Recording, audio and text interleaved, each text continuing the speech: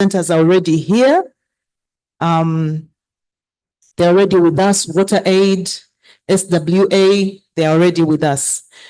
Our rapporteurs from the side sessions, you're going to come and give us a summary, high-level summary of what has come through in the discussions for purposes of accurate capturing and inclusion in our communique that's coming out later today. So welcome back, everybody. Where are the rapporteurs? Where are the session rapporteurs? If the rapporteurs are not there, maybe the session chairs. I don't know who's going to do the job of giving us that high-level summary, but we're ready. Your audience is ready and eager. Okay, shall we start with the technology group? The technology group? Here we are. Thank you. Gender group, please get ready. Thank you. Not sure whether it will be high level, but let me try. So from the WASH Technologies Technical Working Group, the first presentation we had from Ms. Lynette Omohanji from Water for People. She presented on sustainable fecal sludge disposal in areas without treatment plants. So she was able to demonstrate how you can use deep row entrenchment to solve actual aspects to do with non-functional and situations where you don't have water treatment plants, and as well as a means to reduce on the costs of fecal sludge waste disposal. She further presented the risk which comes with this technology, and one of them is contamination of groundwater, and she hinted at the need for proper selection of the sites. And then she also highlighted a challenge of nuisance to neighbors, that is in terms of smell. So that means site selection is very paramount if you are to implement this technology. The benefits related to this technology: one, low costs, and it's a simple design to implement. And then at the same time, you have an opportunity for sludge reuse, especially in areas of forestry. She discouraged so much the aspect of planting food crops.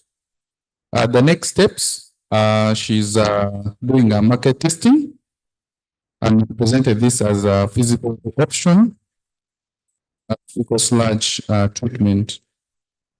The second presentation was from David Mills, and he shared with us about SV36 LLC water disinfection technology. He highlighted actually the water quality problems in the storage facilities.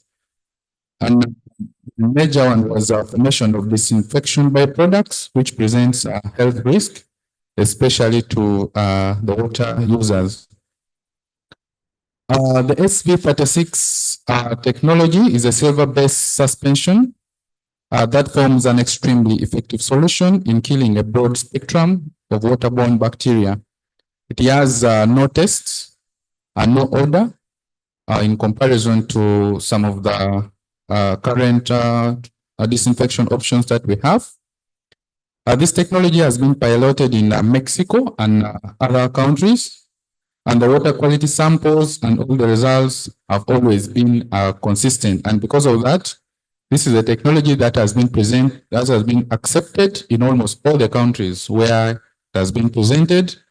And in Uganda, it's undergoing approval. But samples were submitted to one of the UNBS certified labs, and water quality sample passed all the testing parameters.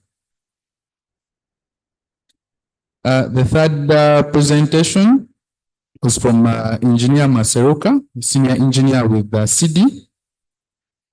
He shared with us how they are promoting clean, safe, and hygienic food preparation in schools through construction of fully furnished kitchens.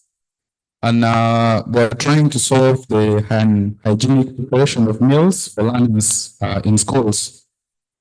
And the major solution they've been able to conduct is they've constructed fully refurbished kitchens in schools with external affordable chamber, energy saving stove, store cabins, store for firewood, hand washing facility, utensil drying rack, and rainwater harvesting tanks. And this has been implemented in Chengera, in Wakai district, and Rumbe. It's quite an interesting one, so maybe we could have a one-on-one with him, and then you learn more. As part of the recommendations, one, if we are installing hand washing facility, recommended it to be placed very close to the kitchen so that it enhances hand washing before meals. Our fourth presentation was from Lucy from Uganda Water Project. She shared with us how Uganda Water Project is addressing payment compliance through use of prepaid meter systems. She ably explained to us the Aquatrust model that is being used by Uganda Water Project or Red Rhino for aspect of maintenance of the wash infrastructure that has been put in place. So in terms of the prepaid water meter systems, they've been able to install Sustec technology where you use tokens to actually access water. And then for hand pumps, they're using the Sunda technology. And at the same time, they've also installed smart meters for purpose of addressing aspects to do with payment. And these prepaid meters has led to relieving of the water source committee members from sourcing for monthly collections from door to door. It's increased transparency, improved customer satisfaction, and then the system is more convenient. The major challenge is mindset change, which is being handled through massive sensitization so that people get to know that actually they are not paying for the water, but paying for the services that are attached to the water. The fifth presentation was from Mr. Dan Twite from Wave Solutions, shared with us how Wave Solutions is making it possible to achieve 90% plus functionality, and he shared with us some of the KPIs from Karamoja, Central Uganda, Midwestern Uganda, Teso, and Busoga, and tried to align this with the MDP4 that looks at a spot functionality of above 90%. One of the major challenges we presented was with the payment, which is still low. Currently, well portion and maintenance cost is about 1.7 million against revenue of 805,000. And this is a deficit that can be closed through saturation, payment disparity, need to license ASPs, and then contract governance. So the next steps is looking at is for the government basically operationalize the new planning framework. Our last presentation was from Comfort Hajira Mukasa from Amref South Africa. So she presented some of the wash technologies that Amref is using to address the challenges in the wash sector. The household sanitation, they are using fossil alternative. They have improved superstructure components with using timber superstructure. They are doing constructing line vehicle latrines, double H pits, double fossa antenna.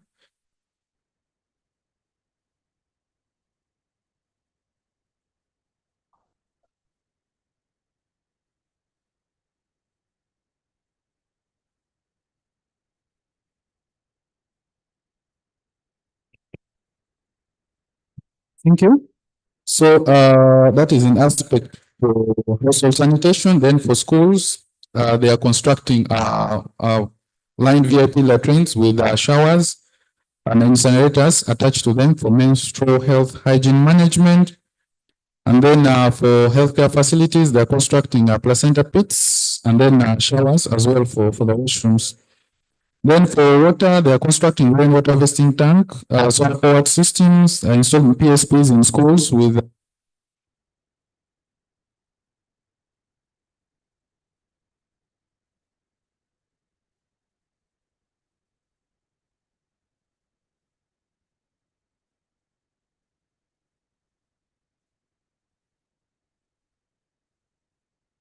So I'm just concluding now. So the major challenge she presented to most of these technologies, one, vandalism. True willingness and ability to pay, and then some of the negative cultural practices and norms. And the major recommendation to adoption of some of these technologies is one, government to guide IPs to opt for human-centered designs, need to disseminate multiple technology options to all implementing partners, and then the need for financial inclusion. Thank you so much.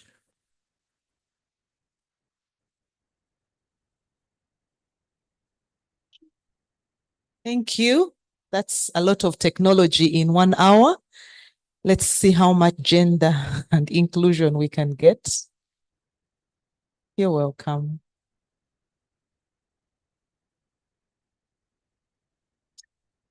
Thank you so much. Once again, my name is Evelyn Kataza. I work with Action for Women's Empowerment. So our second co-working group, our side event, we started with the presentations from the chair, and that was me. We talked about how our thematic working group is doing, part of our success, and we awarded ourselves a 90% progress when it comes to our work plan that we had planned to implement. Then we went ahead and had a presentation from Wendy from Viva Kanagwa. She took us through the challenges that women and girls are facing when it comes to managing their menstrual hygiene. And she looked out at affordability, and we were trying to look out for how best we can make sure that the least vulnerable, the least poorest woman in the village can also be able to access the hygienic sanitary pads. Then we also looked out at inadequate facilities, especially we also try to remember that the government tries to put designs and they don't follow them.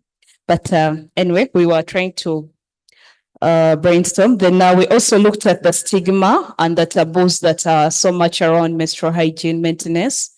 And we looked at the fact that some communities still believe that a woman during her days is not supposed to go to the garden because the plants will not grow. Some of our communities still have that mentality. Then we also looked at the health risks that that come as a result of poor management when it comes to our menstruation. Then we also looked at the emphasis of sexual education and how we can try to get support, especially from each one of us, community, where we work, and back to our families. Then we also had a presentation from Diana. She took us through the challenges that come when we, as a result of not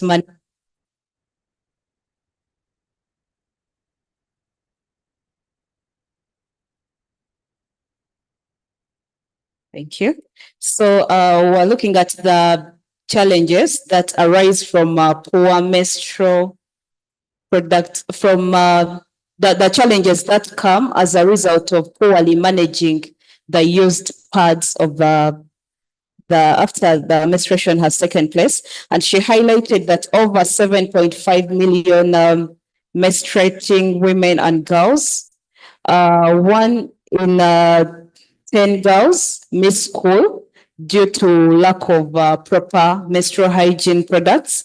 And then we also stretched out points due to poor waste management, and we looked at the environmental impacts that this can have on our environment, because we found out that these disposable pads, the ones that are not reusable, they take so much time to decompose, or even they never decompose. So they are just more like caveras, and we were trying to see that 80% of our schools lack proper waste management for the pads. Yes, we have made so much interventions when it comes to providing the latrine facilities. So we are trying to trigger our minds onto also looking out for how best that our girls can dispose of these pads.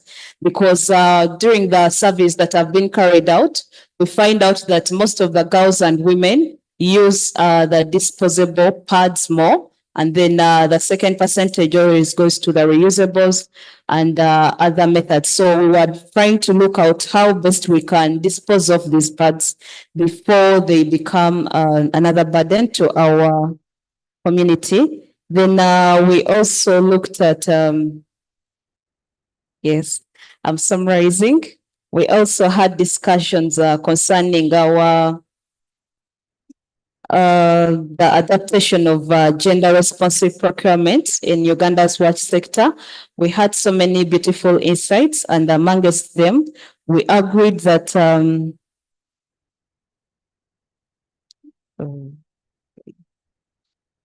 so we agreed that we are calling up to the government to try and allocate at least 10% of the health budget to metro hygiene. Oh, yes. And then also the private sector, especially our wash entrepreneurs, we agreed that they should also be given some particular percentage of some support. Then we also agreed that as the technical working groups, we have to try to advocate, especially when we are writing these proposals, we can put in some percentage to try and support our local entrepreneurs. And our take home for the day, we agreed that we are all as a result of missed periods.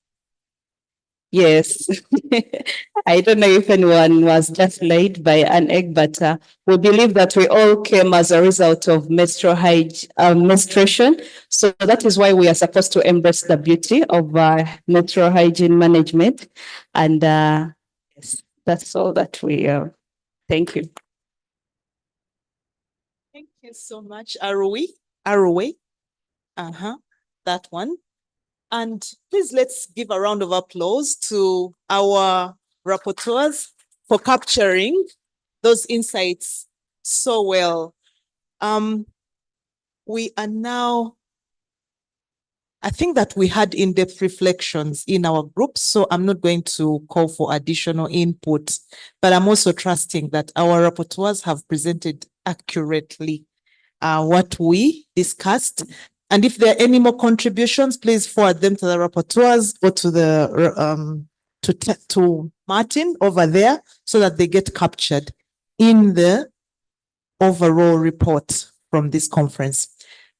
We're now ready. We're ready for our next session. We're trying to manage time. We want to have a half day today. So that's why you see we're quickly moving on to our next session. And we're going to have a presentation from our colleague from WaterAid, Mr. Hamimu Masudi, very well-known face, needs no introduction in this gathering, but still I'll mention his name. And he's going to talk about, he's the Director of Policy and Advocacy at WaterAid. And he's going to tell us about a new campaign, Wash is Everyone's Business.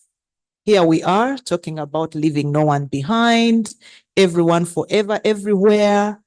How do we get there if not everyone takes part in this? So when we talk wash is everyone's business, indeed, it is everyone's business. We are all products of a missed period. So somehow we are all involved. That has been the slogan for a long time. We need to, drum it up some more. It used to be a very popular statement in these gatherings. Now we are saying it quietly. I think the champion left the sector. I am back and I will drum it up. Anyway, I'm inviting Mr. Hamimu right now to tell us about this new campaign. And I'll encourage him to use the podium so that we have a very good view, but also to see our banners there. They're part of the branding and the publicity So, James Clito, please get ready because you'll be the next presenter.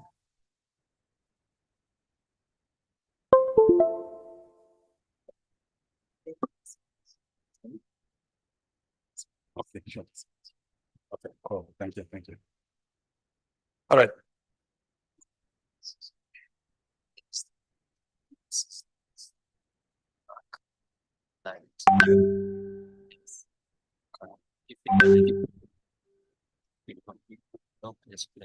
Just maybe once.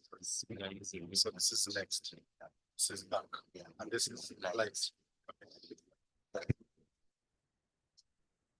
All right. Thank you very much, moderator, for giving me an opportunity to stand before some of the best people in the WASH sector. Thank you so much for everything that you have brought to this forum. It's been very enriching being in the audience and following what has been transpiring since the opening. Like the moderator said, before here to make a simple announcement about our forthcoming campaign. My name is Hamimu Masudi. I am from WaterAid, where I serve in the policy and advocacy department. We're not supposed to leave anyone behind. That is what the SDGs tell us. And we know and we are aware that there are disparities in access to the services, the WASH. But how do we address these disparities, those inequalities that come about because of people's identities, people's gender, people's location, the geographical locations where they come from? Those are the questions that this campaign is trying to address. The WASH is everyone's business campaign. We're calling it everyone's business because everyone has an act. Every person has something to do to make sure that we have that universal access to WASH that we all are looking for. So here we go. Sorry.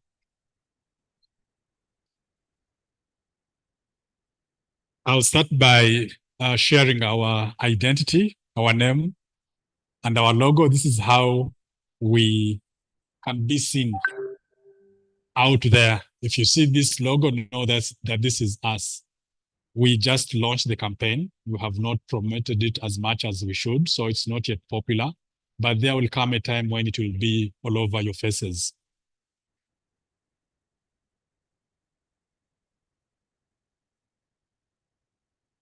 Now, let's say a few things about this campaign.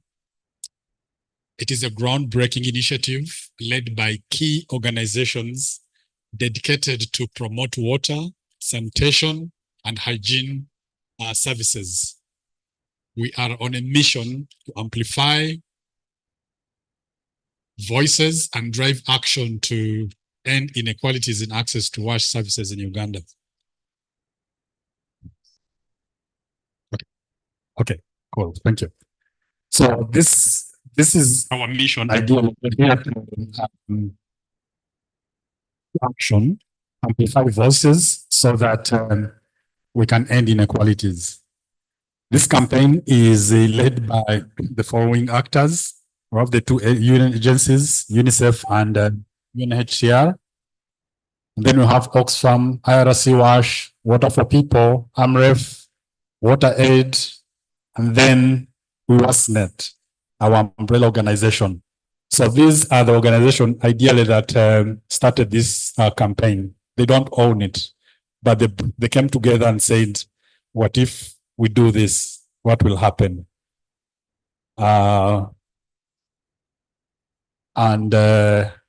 We have the Vice President of the Republic of Uganda, Jessica Alupo, as our key ally. That is how high we have gone. And she was the main guest speaker during our launch. And she made a very strong call to everyone to join this campaign. Yeah, so I know the private sector actors in the house. And then we have CSOs, we have development partners and everyone here. We have resources to run this campaign, okay? But we don't have all the resources to run this campaign.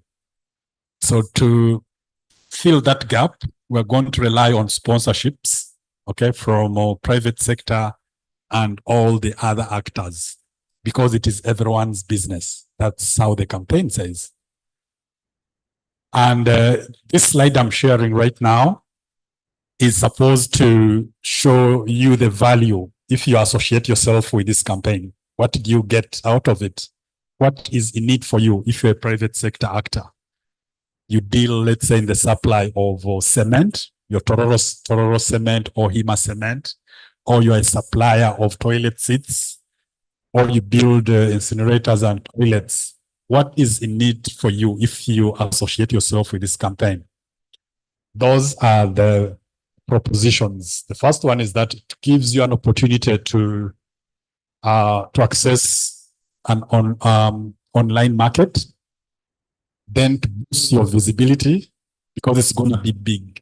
We are looking to reach close to 700 people at a minimum.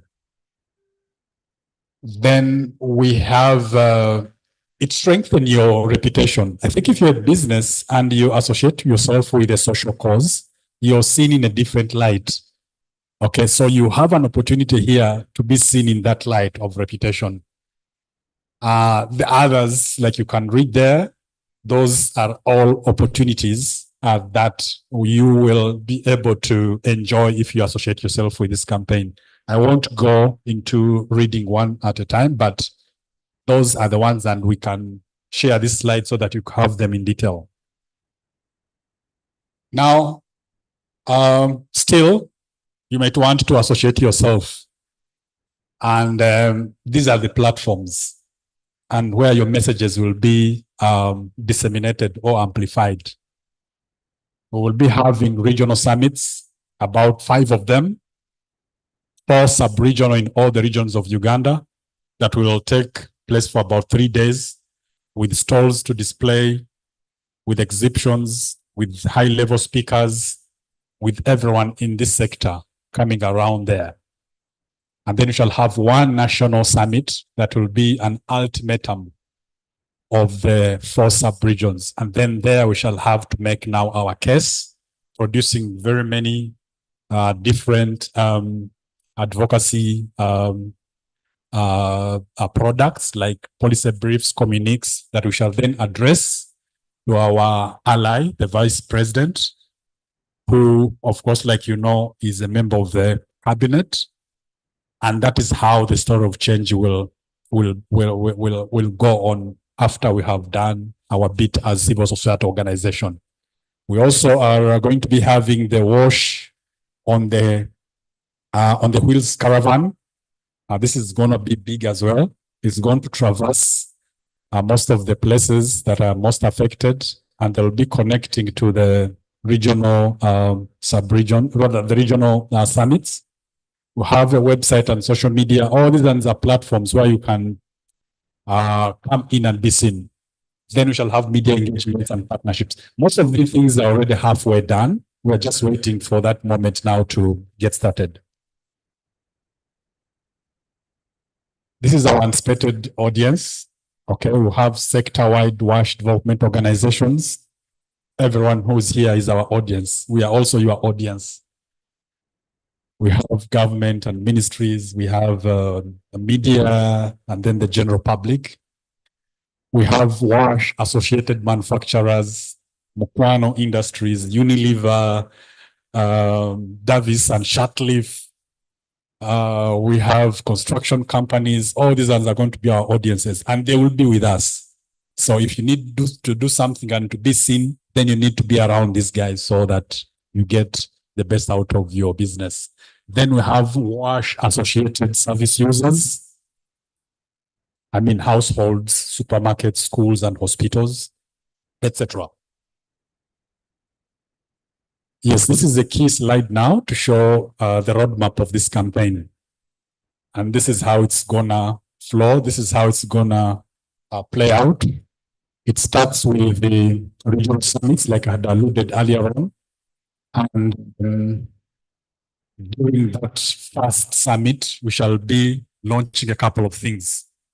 We want to do a citizen manifesto. We are around that corner in the country when we're about to bring in new leaders to sign social contracts. So we want them to get our manifesto about WASH. So at that summit, we shall be doing that. And then that will be a moment when the 16 days of activism against GBV are launched. Like you are aware, the lack of WASH services exposes people to GBV. So it's another good moment for us to tell our messages to another audience. Then we shall also have the local government scorecards, and those will be led by UWASNet. We will have these other regions also holding the summits, the regional summits. Then we shall have what we call the WASH Innovative Challenge. Okay, we've enjoyed seeing people here showing us what they've innovated for WASH, but we want to encourage more innovators. So we shall have a challenge, and people can, the best can win the day, and they can be supported in one or the other. So that challenge will also be one of those key moments for this campaign. And then the national summit, like I had alluded earlier on, will be the ultimatum of all these activities. And that's the point at which we shall make our case to government, telling them what we have learned from communities and sharing with them what communities are saying. And then we can move on from there. This campaign is 3 years long. What I've just shared is for 1 year. The second year will be informed by the successes or the failures of the first year. That is how it's structured. But at the moment, we're paying attention to the first year. The other bit you have to be aware of is that we shall be having those roundtables with development partners, with the media and the private sector, and we shall be having a dialogue about these issues. I think I'm almost done. This should be my last slide. So my call to action, my invitation to you is to reach out, to sign up to this campaign. The first step to do is to go to our socials and like us and follow us, and then you'll be able to receive all the updates. Once the website is launched, we will be able to have the calls to actions, and anything that any actor wants to do, it will be a door for you open, and then you can also take action and be part of this big campaign. That website is still under construction. When that time comes, we shall make it known to everyone. But at the moment, we are active on X, Twitter, and then for YouTube, we also share our videos. If you go there, you'll be able to see some of the things that we have so far achieved in terms of since we were born. We've done the launches, like you can see in the photos here. That is our ally. She's admiring I think she's saying, wow, I like your logo and the messages on it. And yes, there she was taking action. She was signing up. And you can see in one photo, all the big guys are there. And those are people behind this campaign. Yes, these are photos. These all were taken during the launch.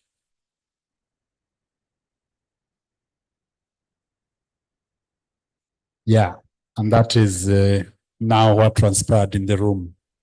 And that's how we will be implementing this campaign. I want to end here, and if the moderator can advise, I will maybe take my seat.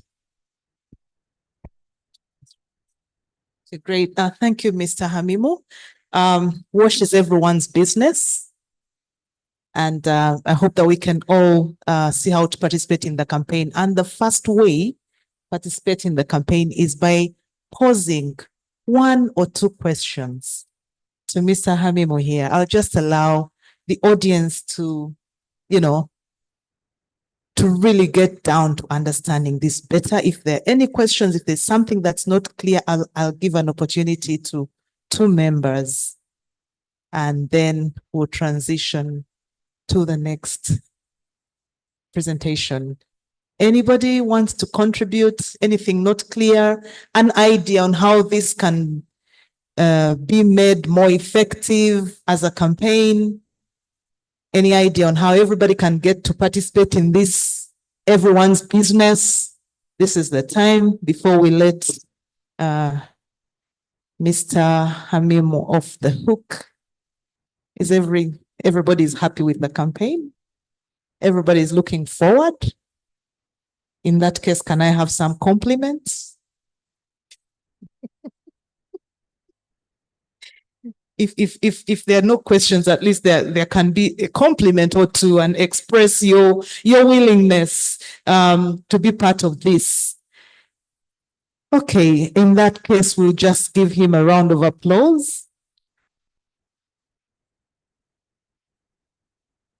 All right, thank you so very much. We look forward to being a part of this campaign. And if there are no further reflections on that, there are no further reflections on that, I'm going to request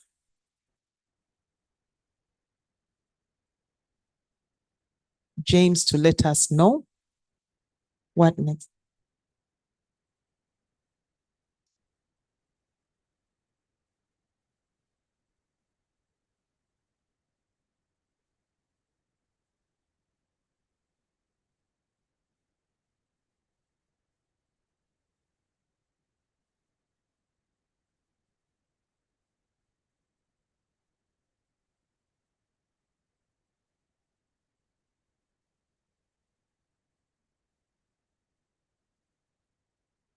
Let's have a short video interlude as we put together our next item on the agenda. Members online, please share some thoughts, some ideas, some comments and compliments, because we are with you.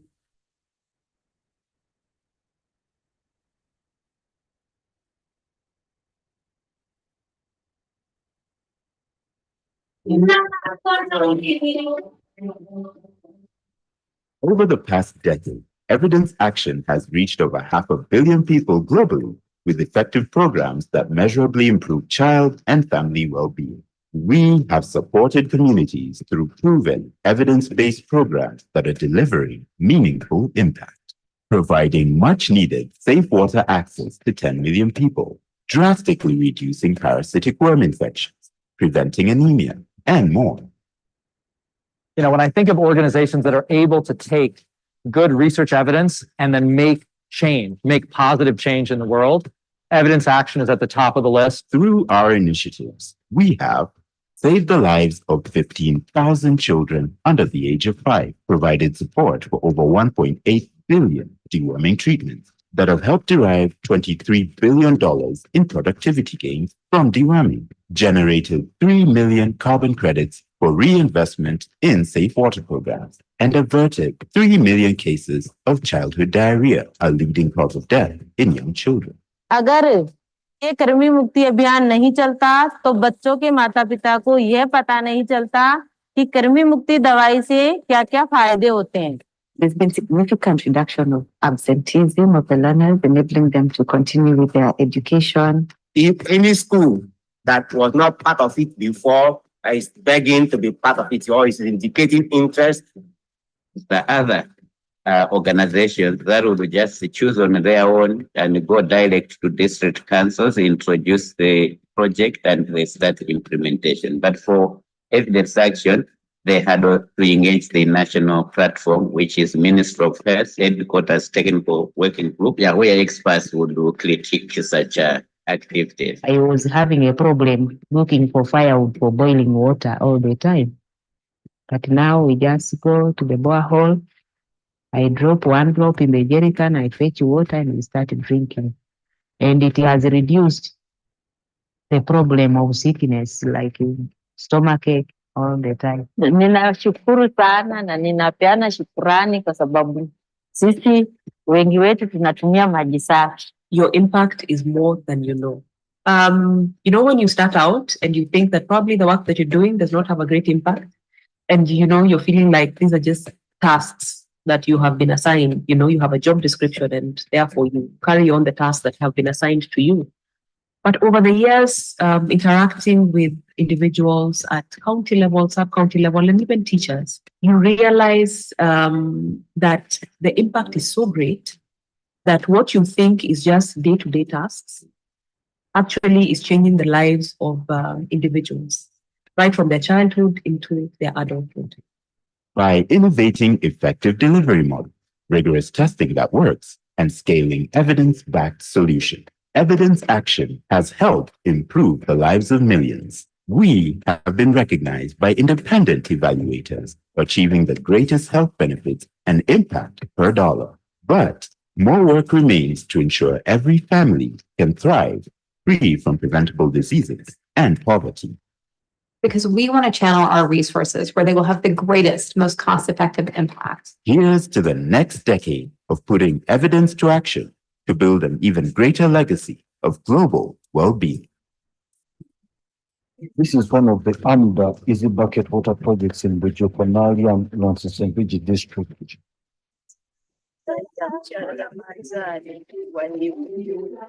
My name is Namuli Saidat, Mrs. Ramadan of Bujoko.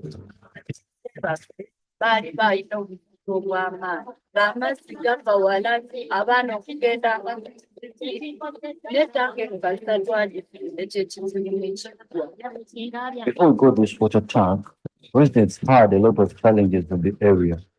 But ever since we got it, it has resolved all that. Because water was very far from here and children were traversing very long distances to get water. It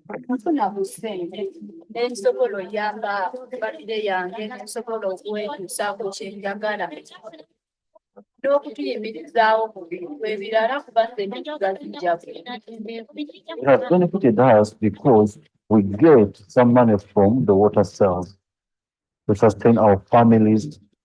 But the challenge we have is this tank of 2,000 liters is too small to cater for the residents for a long period of time.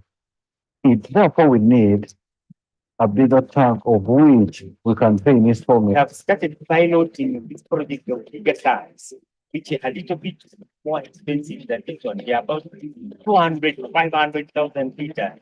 But these we are giving them institutions already, and they also pay slowly to ensure that the children have access, except for the place where we are piloting that for rainwater harvesting tank of 300,000 liters at Basi Primary School.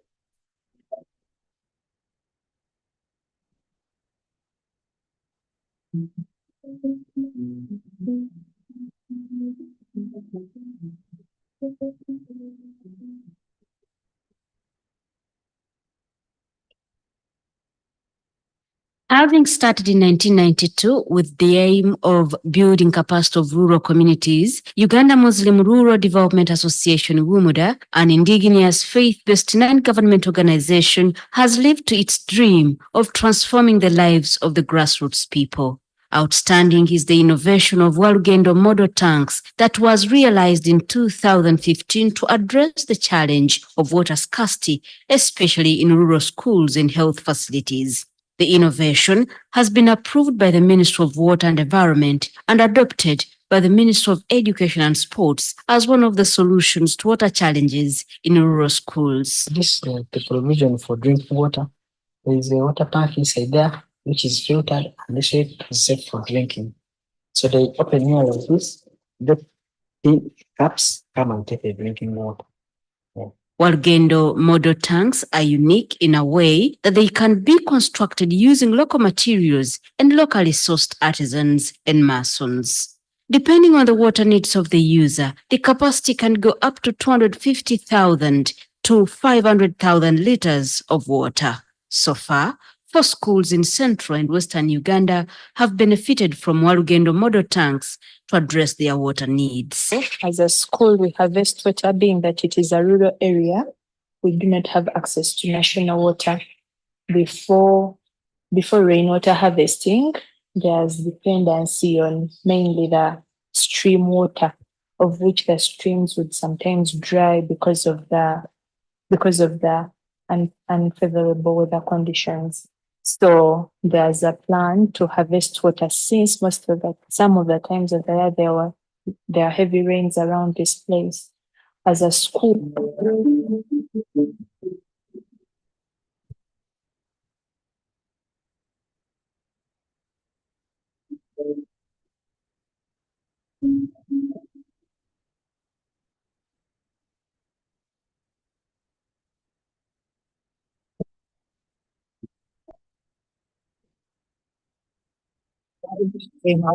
policies with O&M framework, the Ministry of Water and Environment issued this framework, and all organizations have to build the capacity of local communities to be able to maintain the water well.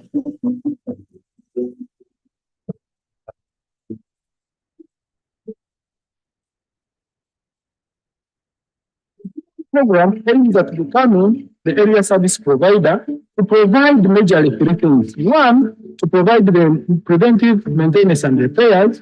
Secondly, to offer commercial services for the long-term sustainability of the rural water systems. And thirdly, to provide financial viability for those rural water systems. We decided to open this maintenance program called Green Well, so that we are able to maintain the functionality of all wells which have been constructed in Uganda. Next year in 2025, we are going to drill our 1,000 well, and we are going to rehabilitate our 500 wells. So thousands of community members are using them on a daily basis, and of course they break down.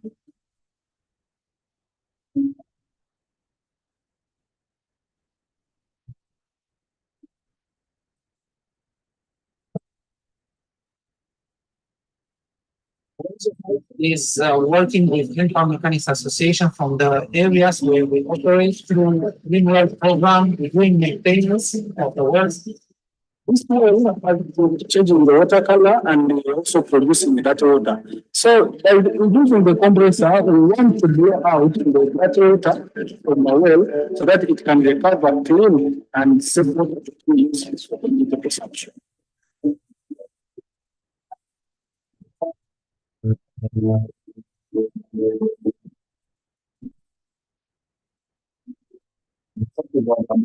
Supplies in the Greenwell program is to build capacity of the implementers of the program.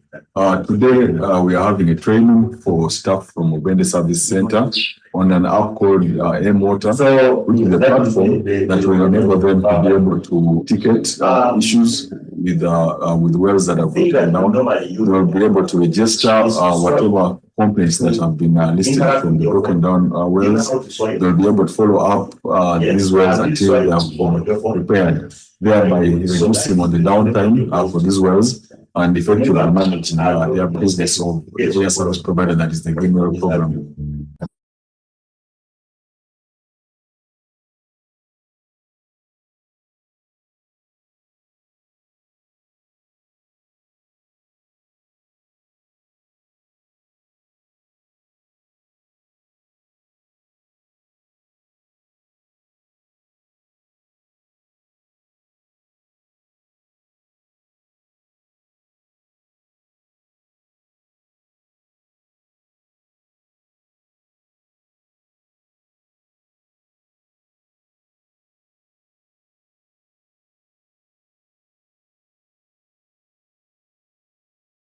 it's very important for us to find all possible ways of sharing what we do. And in a forum like this, you are really encouraged to share those clips so that if we don't really get to talk about what you do in the sessions, if you don't have a chance to make a PowerPoint presentation here, at least we have the clip in the interlude. And and just to encourage us to always document and share. It doesn't have to be in a forum like this. You can put on your website, on your socials, and share with this whole group the link so that we continuously update each other, share, and learn from each other. So thank you, Amda, for sharing through your clips. Thank you, Evidence Action, and we appreciate many of these. Always feel free to share with your colleagues so that we continue learning from each other as we are all pursuing a common vision. I think now our next presenter is ready, and I'd like to invite him. He needs no introduction. James Clito, please make your way to the podium and share with us what you have prepared for us this morning. Please listen attentively and shoot him with all the questions so that we do not leave any stone unturned.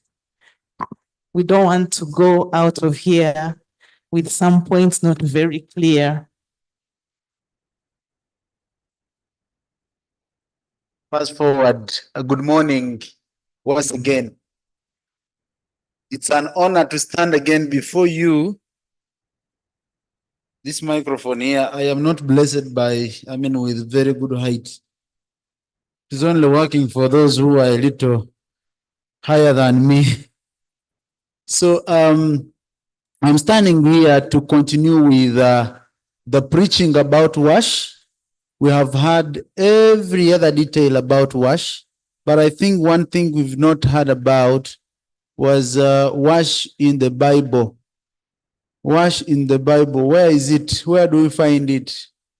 Anyone from Water Mission? Just to re-energize us, can someone give her a microphone to tell us 2-3 verses about WASH in the Bible? I only know one. Deuteronomy chapter, now we have Hajra there going to tell us about WASH in the Bible. So we have, please go right ahead and just one verse as we get set to do this. Thank you so much. What does the word of the Lord say about this?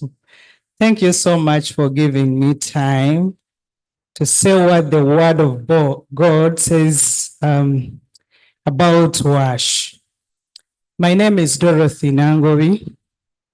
I work with Water Mission as the Community Development Manager, and I'm a pastor's wife.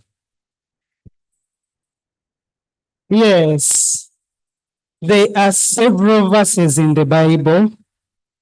I love it that you took on the other time Deuteronomy 23, 12-14. And I want to give you more that can keep you running as you get closer to me next time. So the Bible talks about cleanliness and hygiene. And I want to read a verse in Leviticus 15:13 that says, "Then when a man is cleansed from an emission, he shall count 7 days for cleaning, for his cleanness, wash his clothes, and bathe his body in running water." That is cleanness and hygiene. Psalms 23, 3-4. Who may ascend the hill of the Lord? Who may stand in his holy place? Those who have clean hands and a pure heart. A few for today. Matthew. You can finish with Matthew and then we move on. You wanted the washing of hands. At least let me give you Leviticus 15:11. Anyone whom the one with the discharge touches with not cleansing his hands and with water must wash his hands and bathe with water. But Deuteronomy 23 emphasizes having a latrine. The Bible, our Lord is holy and he will not come in a place that is not clean. So if you do not have a latrine, if your place, your household is dirty, you do not clean up, you will pray and pray, but the Lord will not come.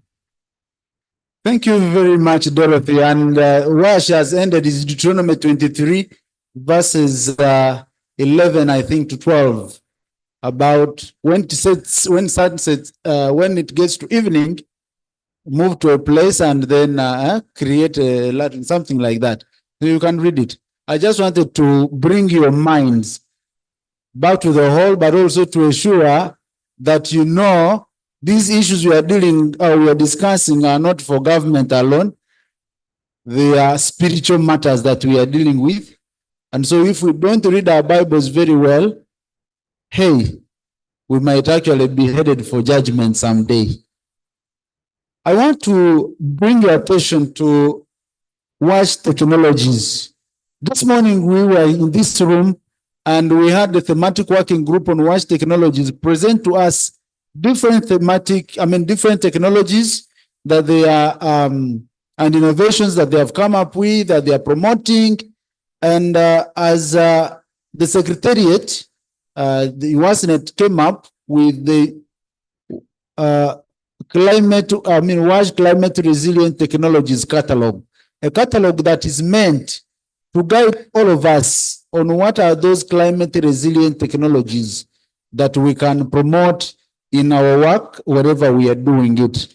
And this work was proudly supported by two partners, and I would like to recognize them. One was Simavi. Simavi supported us with the development. Anyone from Simavi? I know Diana is here. Please just wave. Thank you very much. And the other partner who supported us to do this dissemination that we are starting today is Sanitation and Water for All. So for those of you, I know Martha, you're supposed to be here, our lead representative for Sanitation and Water for All. But in her absence, I know she's again represented by my boss, Madam Yunia Musazi. Please pass our gratitude to Sanitation and Water for All for this dissemination that we are starting today. I failed on technology, so please move my, yes. So we are looking at sustainable and climate resilient health systems. On the other side, you look at climate change, and climate change has lots of floods, droughts, wildfires, storms, the temperature extremes, of course, sea level rise, climate sensitive disease outbreaks, and things like that. That's what comes with climate change. And on the other side, we have environmental impacts. Those things happen on water, they affect sanitation. There's a lot of waste, air pollution, chemicals, and these are challenges we are dealing with every other day. But in between, we have healthcare facilities. So when we are faced with either side, once climate change happens and we have these impacts, then we have to run to the healthcare facilities. The healthcare facilities, of course, we expect to find human resource, capacity development, communication and awareness. We have water, sanitation, and healthcare waste management. Recently, we are talking about issues that befell us in Kampala here. So we are calling up for monitoring, assessments, risk management, but also health and safety regulations. And of course, climate change comes with also, it could be excessive energy or heat waves.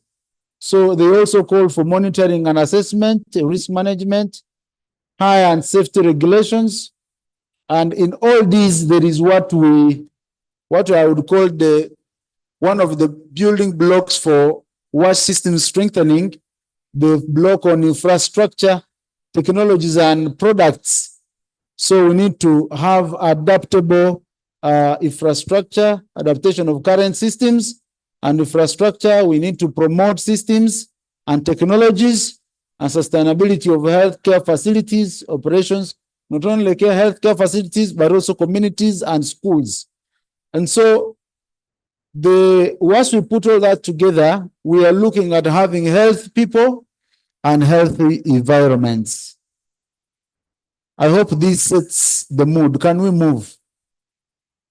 So having mentioned that we have this catalog for us, what are the objectives?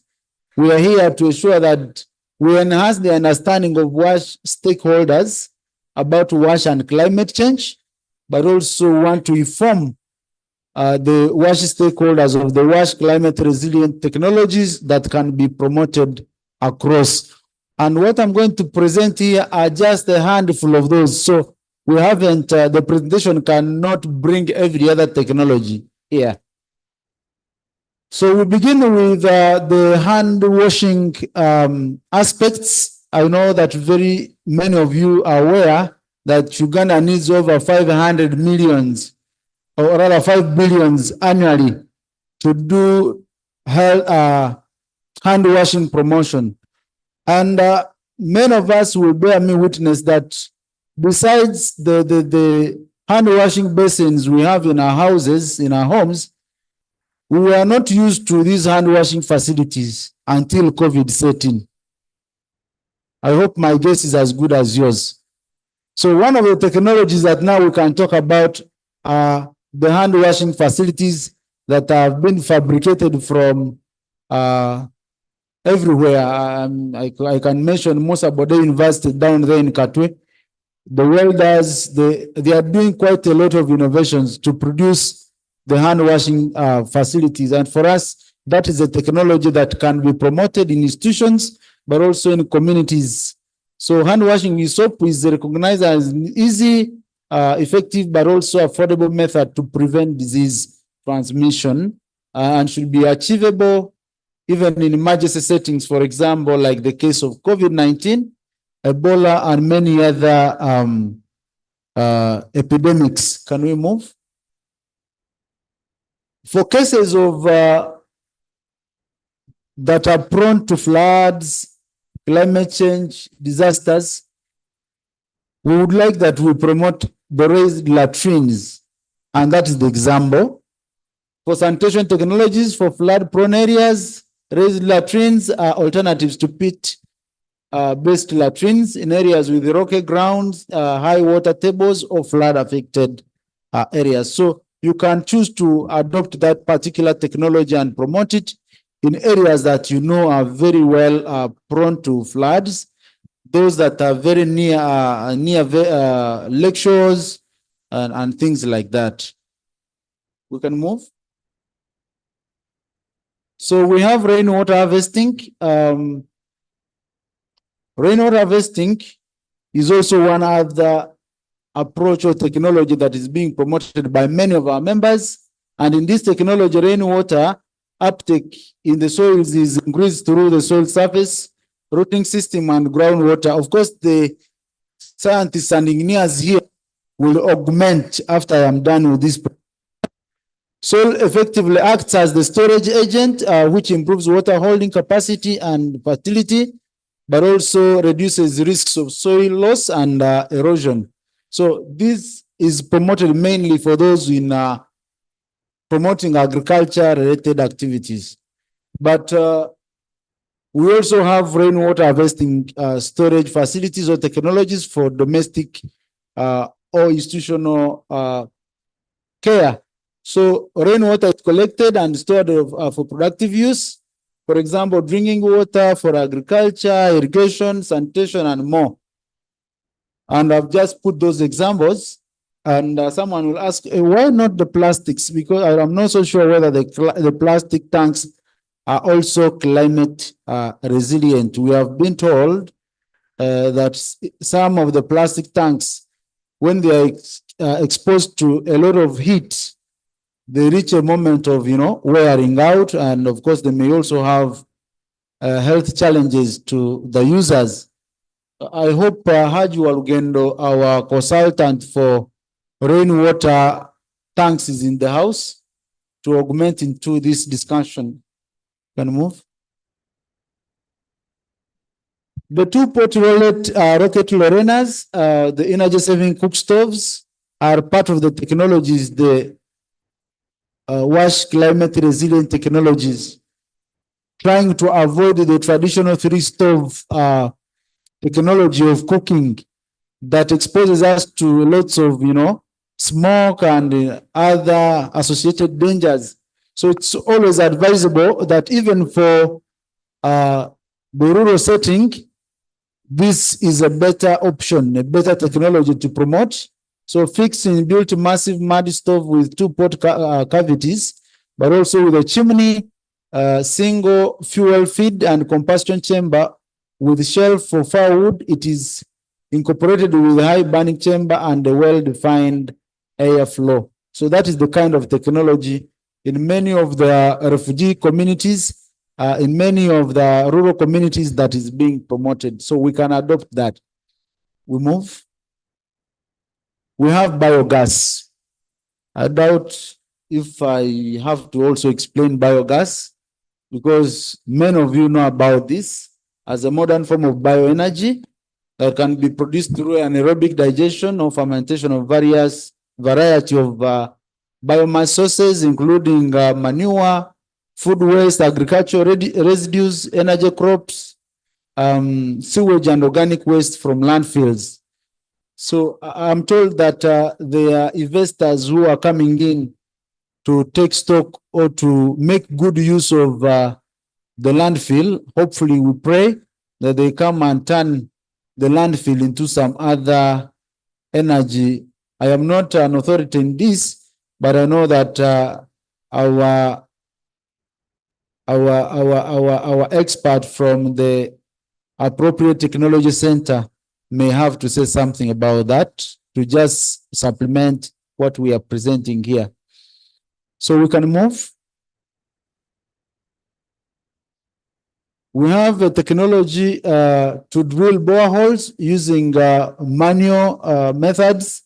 Manual drilling refers to several drilling methods that rely on human energy to construct a borehole and complete a water supply. As you can see there, I don't know whether any of us has applied this, but it's something that can be sustainably promoted. I think we proceed. There is the rope pump technology.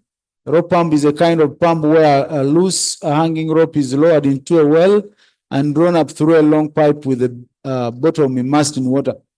Many of these are being promoted also in the rural communities.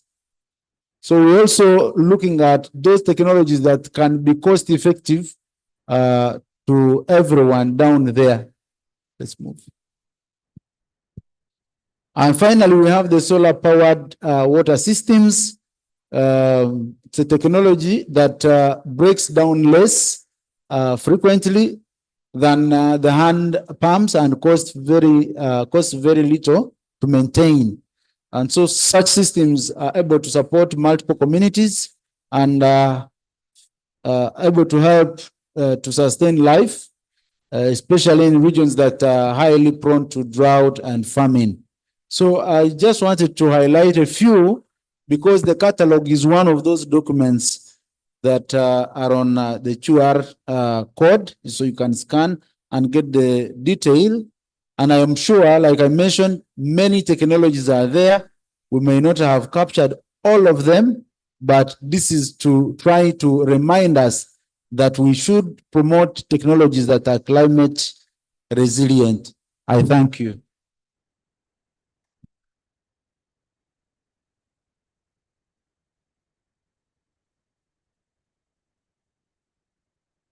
Any question, any suggestion, any supplement? I had earlier said someone from the appropriate technology center, or we exhausted everything in the morning session, probably. I'm not seeing any hand as the moderator makes her way here. Yes.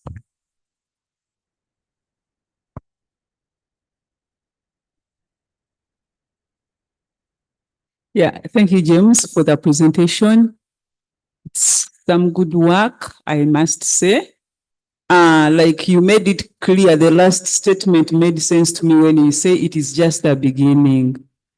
But like when I looked at these technologies, I think we need to go back to the drawing board and do some reassessment. Also, we have to really define what do we understand by climate smart technologies. When I look at the hand auger technology and the environment around it, I had so many questions. Did you pass it through TAF?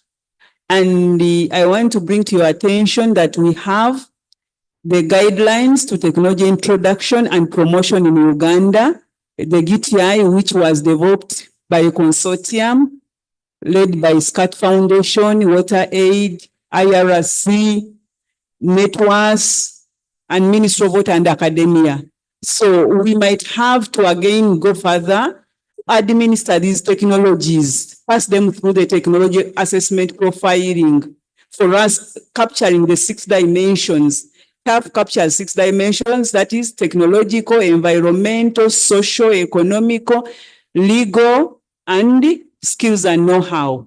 So when we administer these technologies to TAF, then we can conclude that they are climate smart. Because when you are presenting some of them, in my view, obviously I would say a lot of greens, but to some of them I would see a lot of yellows and reds. So we might, it's the starting, yes, we appreciate something to think about, but I think we also have to wake up ATC together with the technology working group, the thematic group, to make sure that we take these technologies through that validation process. Water Mission can give the testimony because they recently had the potable erosion coordinator taken through TAF, and I've not seen it among the technologies you have presented. And to me, it could be one of the very good technologies. So we need to take them through TAF for us to identify with them with knowledge and objectivity. Thank you. With that, I may not have any much to add. Otherwise, like she says, this is a validation of this catalog, and we are still calling upon many of the members with the various different technologies to share them with us so that we have a robust catalog that will go through all those stages together, working together with the appropriate technology center, and probably then in a space of probably 6 months, we can count ourselves having a very well-documented catalog that everyone can get and really get lots of learnings. Thank you. Where? All right. Members, feel free to raise your hand. I'll come to you and you share your reflections with us.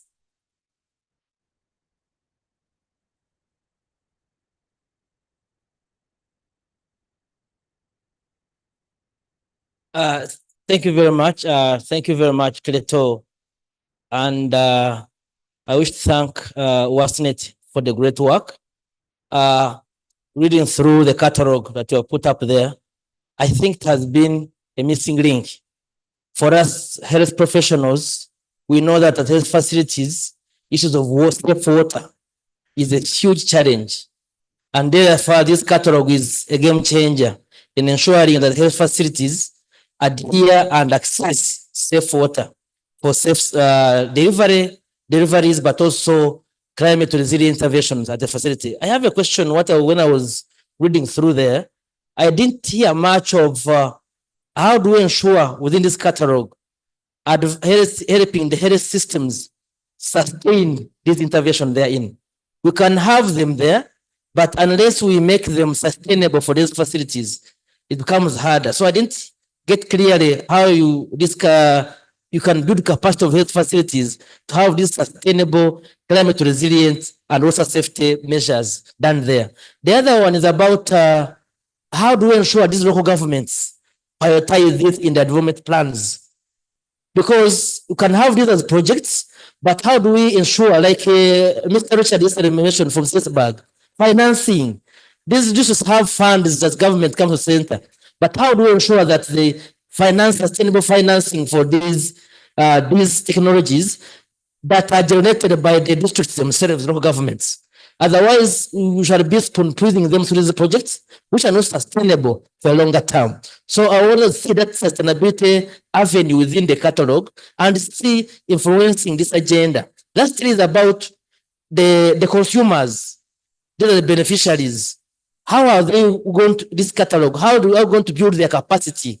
Even their households, in their homesteads, they look at this as a very important element. Otherwise, they can have a project in Karamoja or West Nile, and after 5 years, it closes. But the communities, community resilience intervention they are in. So I thought we would come together, give the ideas. I can put something on paper and share with Secretariat on what I think within our health systems to ensure that they are sustainable for the communities that are there. Otherwise, thank you, USNet, for this catalog. Thank you. Well, thank you very much, Raymond, for those submissions, and I gladly welcome the very last one on the volunteering to document something on sustainability. It's a welcome move. In as far as the consumers, the financing and local government role, I think the reason why we are validating this here and getting all those views that you've raised is to ensure that we move this journey together. As a network or as a secretariat, we don't have the capacity to reach everyone, every consumer, every local government. But the reason we are doing this, because this is the forum that has brought us together. So we have all regional coordinators here, thematic working groups here. Every other NGO is gathered in this place, and we look at you as our foot soldiers. So firstly, having this information sink within you, and then you contribute to making it better, and then we produce a document, the final product that we all own. We believe that you will begin even planning for it in your respective budgets and plans to ensure you disseminate it widely at the district, local governments, but also within the communities, and ensure all the tenets that relate to sustainability of participation are taken care of for everyone to be part and parcel. So I want to thank you, and I want to stop here. I wish us a very good day, but I call for whoever has technologies that they feel should be captured in this, please reach out to us, the Secretariat, so that we capture more and we give ourselves a timeline of 6 months to have a more defined catalog. I thank you. Let's give him a round of applause.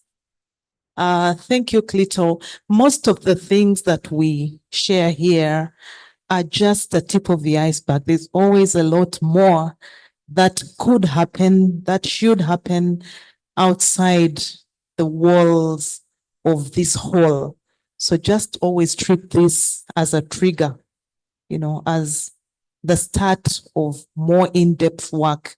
Every time we're here and we get a 20-minute or 15-minute presentation, it's like just opening up, you know, the whole wide range of possibilities of actions and ideas. So thank you always for triggering us. We should be getting into our closing ceremony, and we're now waiting for the PS and the head of office, Austrian Embassy Development Corporation, who will be with us this afternoon to, you know, wind this up. It has been a productive season, which started on Wednesday, and we have definitely taken away a lot, but we may not, some of us may feel like we did not have the opportunity to really make that point because some of the sessions were too packed, some of the sessions didn't have enough time allocated to them. And so maybe there's one thing, one thought, one idea that you would have loved to express that you did not have the opportunity to express. Let's take a few minutes to raise those ideas, to share those. Maybe the session chair did not see your hand or did not give you time. Let's have the opportunity to share those remaining ideas, and then, we'll see how to get into the concluding minutes. Thank you so much. My name is Masemba Mohammed from Drink Local, Drink Tap. Basically implementing in washing institutions space.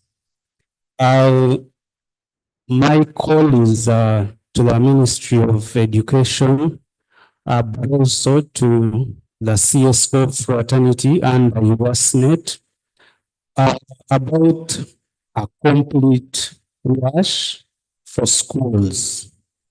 Many of us are implementing in terms of building sanitation, creating water, but also neglecting areas like the kitchen.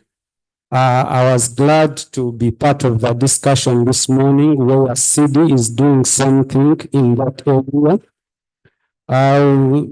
That is very good of CD, but it is an area that is largely neglected, yet government is fronting the discussion of a midday meal for every learner at school. Many of us are a product of the schools and the homes where we come from. Much of what we do or call our culture is from there. So if the homes and schools cannot groom us and nurture us into responsible human beings, definitely we are not going to be. That's the reason we have things like Stasi and so on, because we cannot manage our waste. For example, in schools, we do not have waste segregation. In addition to these basic things that we refer to as wash, which is hand washing, latrines, and water access. So we should have a complete wash defined by the Ministry of Education in schools, and possibly USNet can take up space to lead the CSOs into building, say, regional centers of excellence in WASH, where people can go to benchmark in terms of implementation, but also for the pupils and students and schools to go and benchmark in their regions, just like they go to Freedom City, for example, for tours and so on. They could go to these centers of excellency, just like we have academic centers of excellency for benchmarking and learning. These kids pick up traits which are good and end up practicing them back at their schools and even their homes. Thank you very much. And as DLDT, we would be glad to be part of that drive and also make our contribution where we are, because as CSOs, we have limitations with funding and what they are geared to do. So if I cannot do the kitchen, I'll be able to do the latrines, and then we'll welcome other actors to come and do hand washing, come and do the kitchen, and the others to do waste segregation. Thank you very much. Thank you, DLDT. Take note, that's an advocacy point. Complete wash. The kitchen, the toilet, and the whole shebang. Thank you, moderator, and thanks everyone upon reaching this particular point. My call to action is mainly geared to sustainability of what is being done, because many presenters were showing issues to do with sustainability. If a project ends, then everything ends there, and we are looking at doing other things going forward. But you find much as most of these things that we advocate for are really good, but they don't have a clear sustainability component. And I think as CSOs or NGOs, we should lay a solid ground on how this can be carried forward. Because if we have that, we can even be able to have a more tangible and quantifiable impact in as far as WASH interventions are concerned.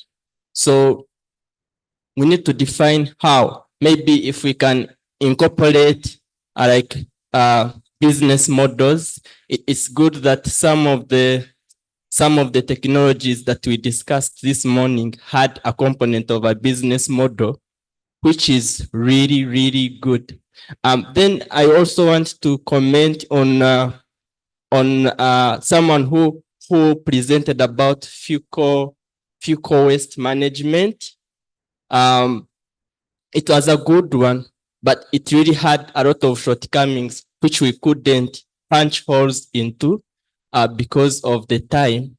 But what I would like to probably propose, there can be a better design on that trench idea, so that we don't have waste getting down into the aquifers where water can be stored and maybe gotten in the downstream, and then maybe harnessing it into maybe a biogas plant for our community, so that if we have that fecal waste being collected all over the community, you have a biogas plant which can generate biogas and probably be sold out to community members, and you have even revenue being generated in that way. So literally that's my submission. Thanks for the contribution. Please seek out that presenter and share that idea. I'll come to Mr. Semakula after Ms. Navasirie. Thank you, Lydia. Is it morning or afternoon? Good lunchtime. Thank you very much. I'm very excited that I can also add my piece to the conversations. Sitting through the 3 days, first of all, I appreciate the courage from everyone to open up your backs and present what you've done. That is highly, highly commended. But I want to pick up when we started on day one, when we said we had come to challenge ourselves on what has worked and what has not worked. I want to be guided in case I missed it. I didn't hear much of what has not worked, which means maybe our learning curve is not really picking up. We don't yet have the courage to say, all stakeholders in Uganda WASH sector, we tried this and this has not worked. So that we can also pick up that lesson. The global trend of sharing what has not worked is being encouraged, because those are the things that are leading us into losing maybe funding to the sector, but also realizing that our integrity in declaring what has not worked is in check. I appreciate the previous speaker who spoke about sustainability, and I want to challenge ourselves.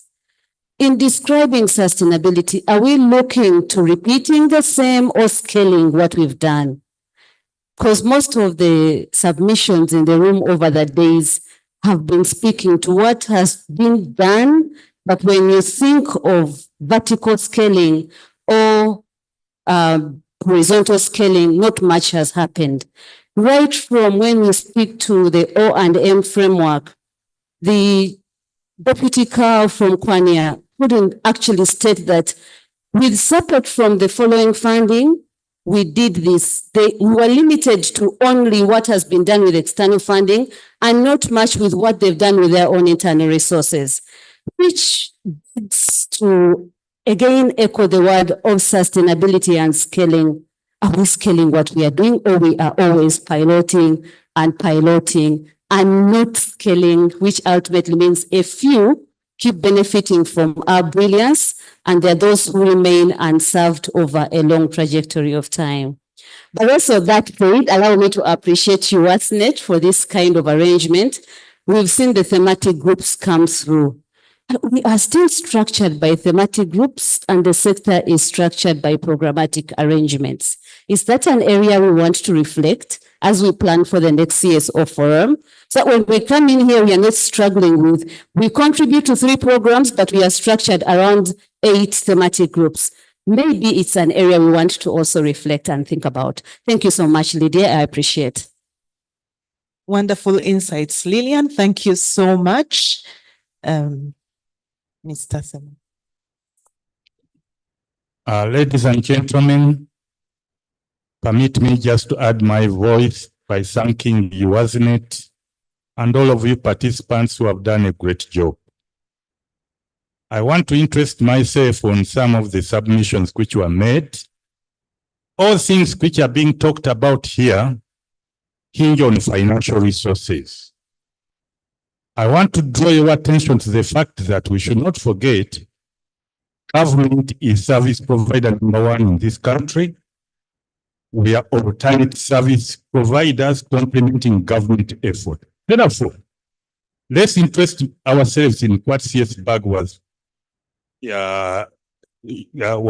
bringing to us yesterday in terms of data and narrative. We should try as much as possible to provide CS Bag the necessary evidence. You know, advocacy is evidence-based. We know what we see today, financial resources are becoming, the financial envelope is becoming smaller and smaller. The demands are becoming much more than what the sales can do. We should interest ourselves also in matters. Government is doing a lot of this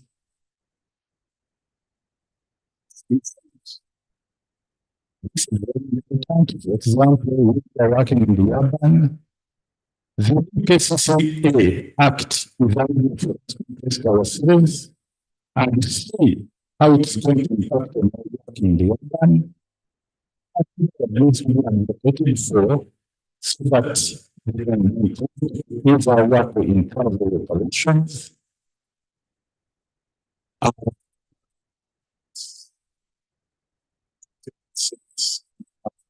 Issues because the government is to give us a framework within which we operate. But the framework is I think we need to come in and really, as we have been doing, influence really to see things more holistically, like we see, to do the ground best. Thank you very much, ladies and gentlemen.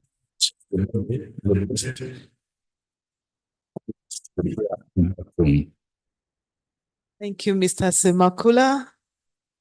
And we thank CD for the way they contribute to the sector. One more speaker here.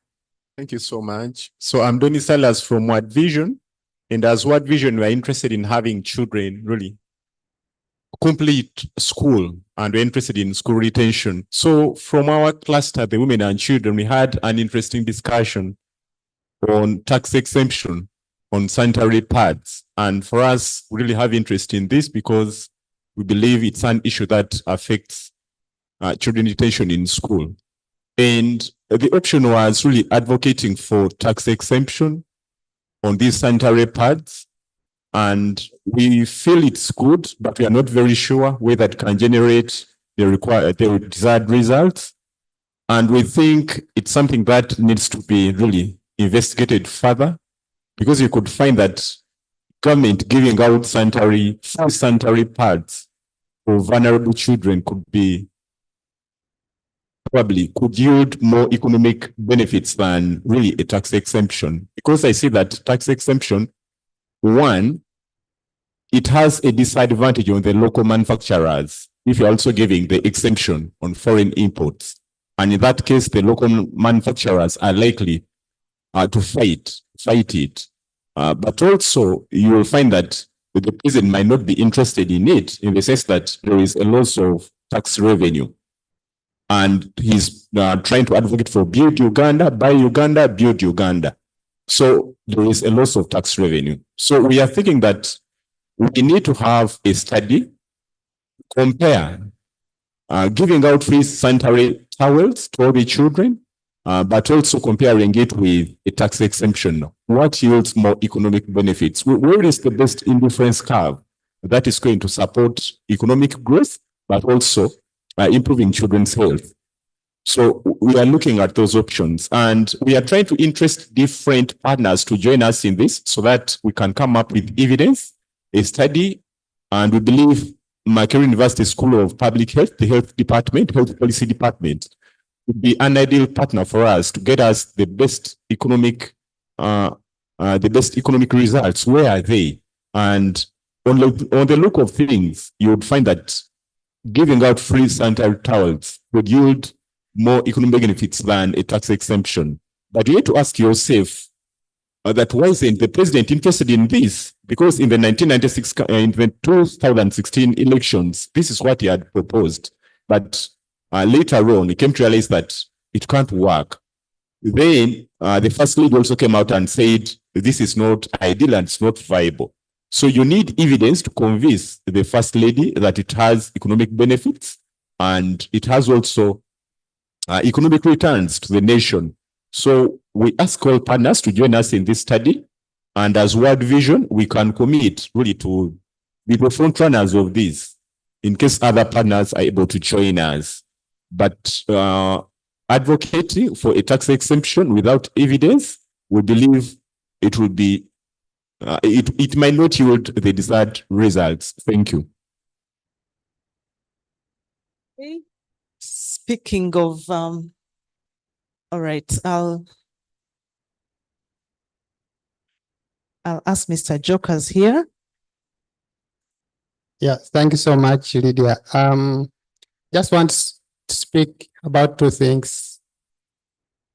Yesterday, when the Deputy for Kwania was speaking about the implementation of the new framework, one of the challenges he mentioned was we out there who are still providing free service.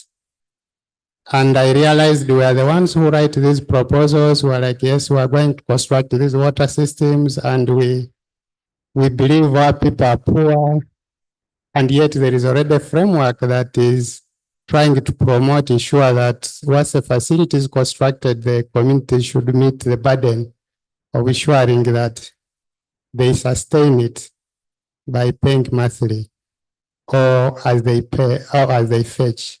Now, the call to me is that we who are seated in this room are the very people who try to think that the communities are vulnerable and therefore we should do everything for them. And many times I keep asking myself if dependency is what develops a nation or an area. Karamoja would be the best developed part of Uganda. And for sure, I believe we are the ones who are the gatekeepers who keep doing wrong things for communities, and in the process, we end up spoiling them, keeping them under dependency. I've ever been in a situation where we are going to do a water system in a community, and we are told this very community, even when World Food brings food, they pay people to offload the food and put it in the store. And I was like, who is that one sitting at World Food, brings food to a community? The community that is going to eat the food is paid to offload food from the truck and put it in the store. And so they were telling to me that you will not get any community participation in this area. And I said, there are so many places in this country that need this service. And we walked away. 3 months down the road, they came begging for a service because they had already seen what we did somewhere else. What I'm stressing here is many times it is us who spoil good programs by creating dependence. There is a new framework, please, let us all embrace it. My last is about the HPMs because there was a lot of talk about saying that there is no they don't have capacity. They do. I think our reorientation should be, they have only been working on hand pumps.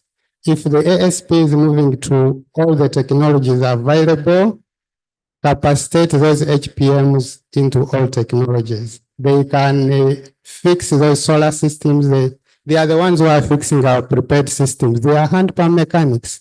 So just give them the skills to go beyond a hand pump and they will deliver service. Thanks. Thank you. Technologies, we've got our MHM technologies in the hall, and we cannot go away without giving them a chance to tell us. Thank you so much for the opportunity. My name is Gertrude Wadiko, and I work for Veltonga Healthy. Yeah, as a technology, as someone has called it, which I wouldn't want to refer to as a technology as such, but it is in one or the other. However, maybe before I come to it being a technology, I wish very much to appreciate the technical working group. That's the children, women, and vulnerable groups technical working group that we were in up there. As we tried discussing about the various aspects in the group, we realized that there was a very big challenge when it comes to proper disposal of menstrual or used menstrual products. So what we have around here is a menstrual cup, which is also a menstrual management product that is in the market. However, the beauty with the menstrual cup is, one, we look at its, because of its lifespan, it becomes cheaper than a disposable pad. Much as, like, if someone compare the prices handy, but in the long run, we realize that a disposable pad may end up being more expensive as compared to a menstrual cup that someone is going to use for the next 10 years. You know, for it has a lifespan of 10 years for someone to use and before they replace, which is very different from a disposable pad that someone will have to change. So in a situation that someone has a longer period or maybe a heavy downpour of menstrual blood, this will mean that this person will need more of the menstrual pads to use as compared to someone who's using the menstrual cup. Other than it being cheaper than the rest of the menstrual products, we also look at its contribution to environmental protection. We very much discovered that, you know, there's poor disposal of used menstrual products, because oftentimes children in schools or even women, when they change their pads, the pit latrines become the only alternative, most alternative, where these things are disposed. So, which of course, usually it has an environmental implication in the long run. So one of the big reasons also we're trying to promote the menstrual cup is, you know, for the next 10 years, if someone used it, you're not going to have, or you're not going to degrade the environment. Because I mean, you're using, after using, you clean your your cup very well, keep it. Because it's a reusable product. So we call upon all wash partners that are here. Please, as we're trying to, you know, promote menstrual management in institutions or even at community level, I think we needed to look deeper into the contribution of all these different products that we have in the market to environmental protection. anytime, please feel free to reach out to us. I know it's, it being a new product, someone may be having, very many wonders on its usage, but maybe in the interest of time, please feel free to reach out to us anytime so that we have a deeper discussion in regard to the menstrual cup usage. Thank you.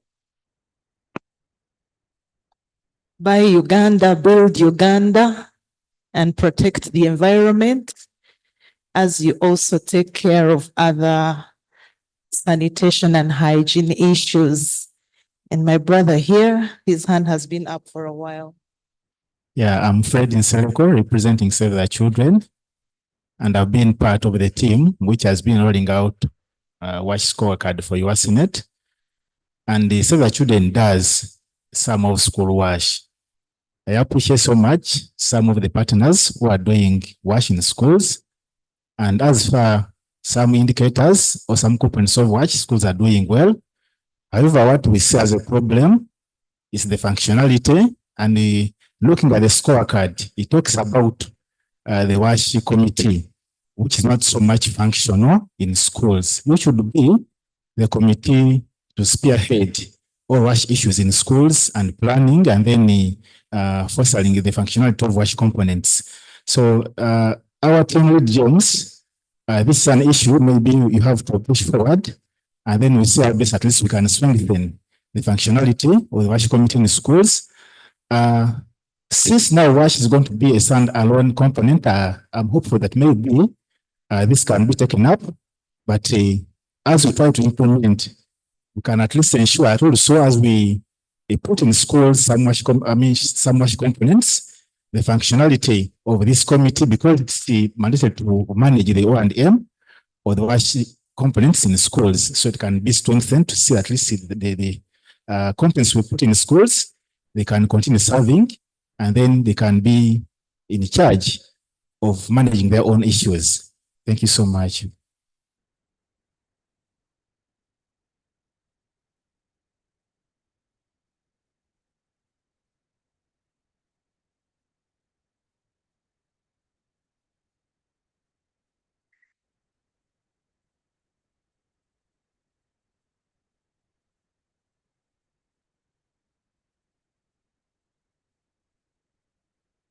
Okay.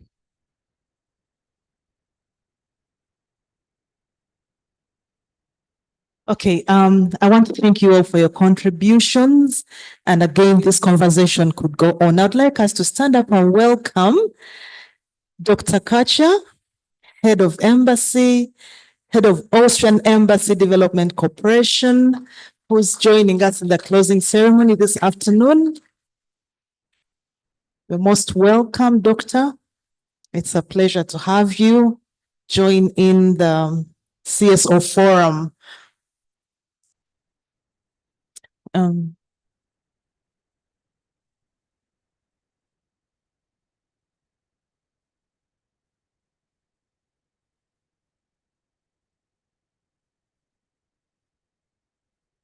Okay, also the permanent secretary of Ministry of Water and Environment is coming in a few minutes. We shall welcome him with a round of applause when he walks down the aisle, and Edie has gone to receive him.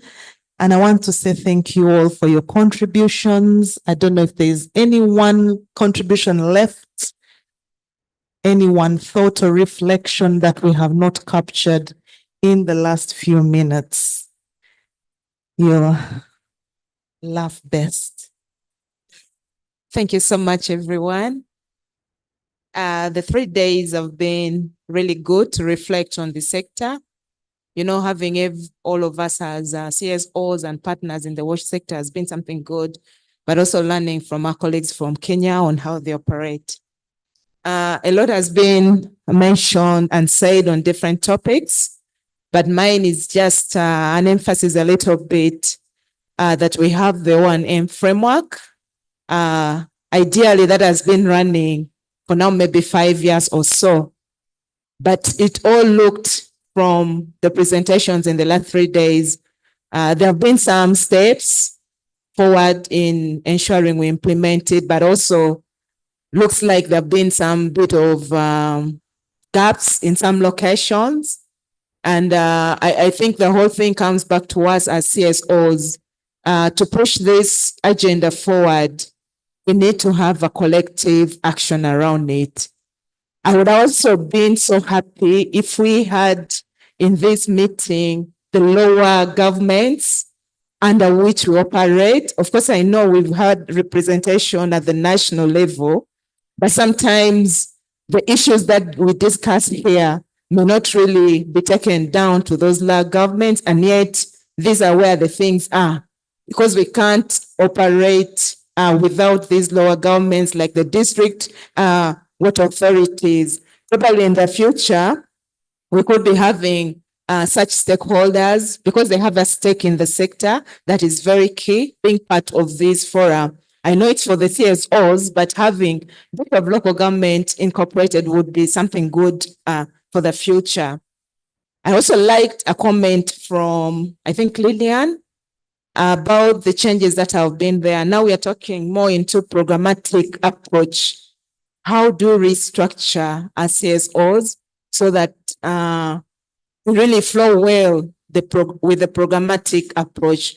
I think it's also one topic that we need to have a bit of a deeper conversations around so that we can align everything that we're doing, because it all looks like all of us are working in isolation. And at the end of the day, how do we bring all these small contributions to the program? So this would be good. Lastly, I'll also talk about institutional WASH. It's a topic of interest because we know institutions, by and large, hold the highest number of any individuals at any one time. Look at our school. When you talk about sanitation and hygiene in our school, I think emphasis needs to be put here. There have been concerns. There is, I think I remember a presentation yesterday when we were talking about institutions where the pupil or learner stance ratio is low. I'll just say a small kind of creative ideas, Veltunga Hilfe, that we do is we know the topics here also have been about budgeting for WASH. How do we make sure that schools have enough sanitation facilities to meet the gaps and needs of our learners? What we do as an organization, maybe it's something someone could take from here, is when we go to these schools, we realize the facilities that ideally could be used, but they are full. What do? We try to rehabilitate at a lower cost than having to construct new latrines in a school, and then you're able to meet the needs in that school. Probably this is also one thing that needs to be looked onto, and learnings and exchanges shared among its different partners. And lastly, MHM is a good topic. We know it's the center of a girl being at school. What strategies have we put in place to make sure these girls are at school? Are we putting in safe spaces for MHM for these girls? The CSOs that I know are very strong in those areas, and we could be having in exchanges around some of these topics. So everybody who participated, thank you so much. There's been a lot of learning, and we look forward to better interaction in the future. And my name is Harriet. I work for Veltunga Hilfe. Thank you. Okay, thank you very much, Harriet. Now our PS is coming in. Please let's welcome him with a round of applause.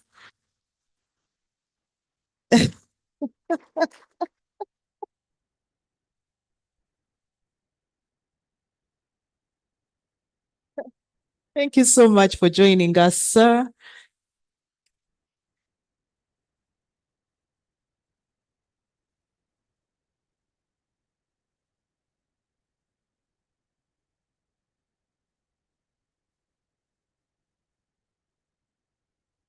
Great.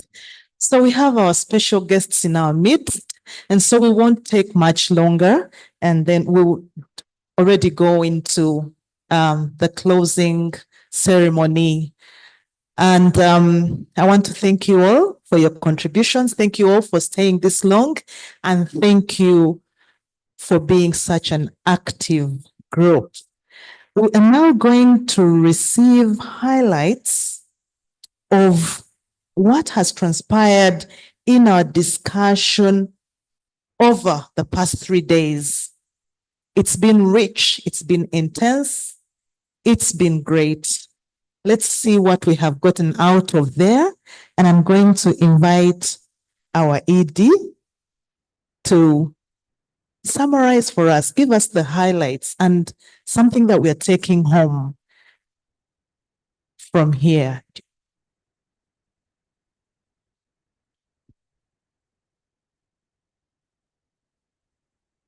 Thank you, Lydia.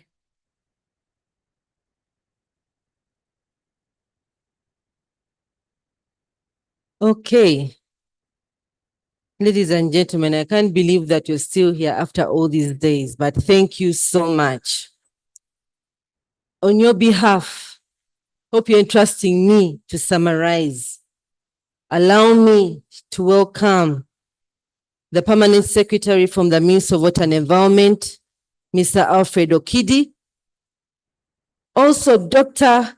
Katja, the head of the Austrian Embassy Development Corporation. Thank you so much for both of you accepting our invitation to come and join us today as we close our 3-day meeting. Well, 2.5, but really 3-day.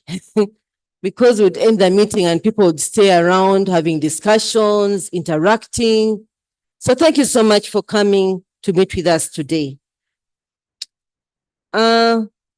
UASNET, in partnership with its members and partners, have organized this 14th annual WASH CSO Forum under the theme, WASH, a cornerstone to achieving NDP4 objectives.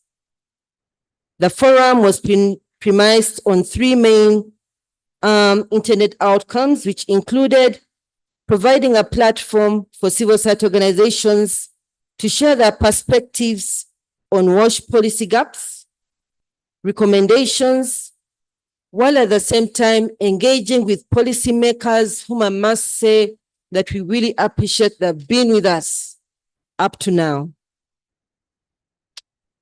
Policymakers from various MDAs and also our development partners, whom many have joined us and are still here in adopting the CSO recommended policies, determining the overall contribution to the NDP4 and the previous and the current one, fostering learning and collaboration amongst the different civil society organizations, development partners, the academia, private sector, and policymakers.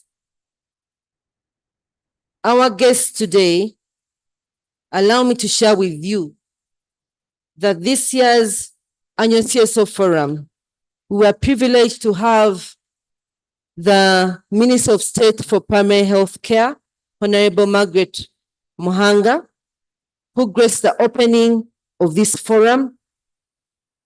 And we also had representatives, we had commissioners for the last 2.5 days who have been with us fully. Commissioner Tumusime, Commissioner Pitu, for the Ministry of Water and Environment. We've had commissioners from Ministry of Health, Education, who have shown keen interest to hear what we are saying, to also know what we are contributing to the programs as per the alignment to the NDP 3 and 4.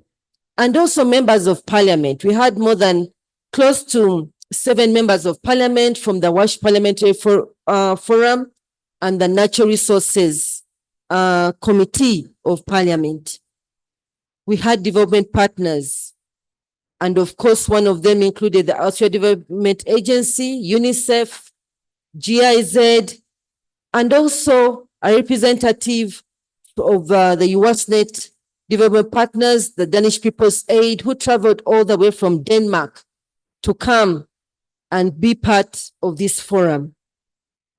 We've had, when we were planning, we planned for an average of 100 participants. But on average, I think we've doubled on each of the 3 days. So members, invoice is coming. So anyway, Thank you so much, members. Thank you. You deserve a hand clap, for your perseverance and for the interest for you to come and share, for the interest for you to come and showcase what we as civil society are contributing to the development of this country, to the development, to the economic empowerment as per the National Development Plan goals. We're also happy to note that we have colleagues from Kenya. I request that they stand up. Our sister network from Kenya, Shivaji, George, please stand up for recognition. They're from the Kenya Water and Sanitation Network, the sister network of UASNet, which is in Kenya, but also the Water Integrity Network, which is a German-based organization, but also based in Kenya. Then we also have the media. Every day, I would get a call about the key remarks, the key outcomes of the meeting being shared on different social media. Thank you so much, our media fraternity, for prioritizing water and sanitation and propelling the key messages that we've had to share in the last couple of days. The key areas of discussion, mainly, we try to focus on the theme. As civil society, we try to dig deep to assess where we are as a country, regards where we are regards the last three national development plans, and also what are the plans for NDP4. As we all know, this is the last national development plan that's helping us to get closer to our targets of 2030, the Sustainable Development Goals. So the discussions went deeper at thematic level. By the themes here, we're meaning water and sanitation in the urban, water and sanitation in rural, gender, where we regard gender, women, and other vulnerable groups, our environment that we know the PS is always, he has some flagship programs that he's promoting, like Root, which was shared here yesterday.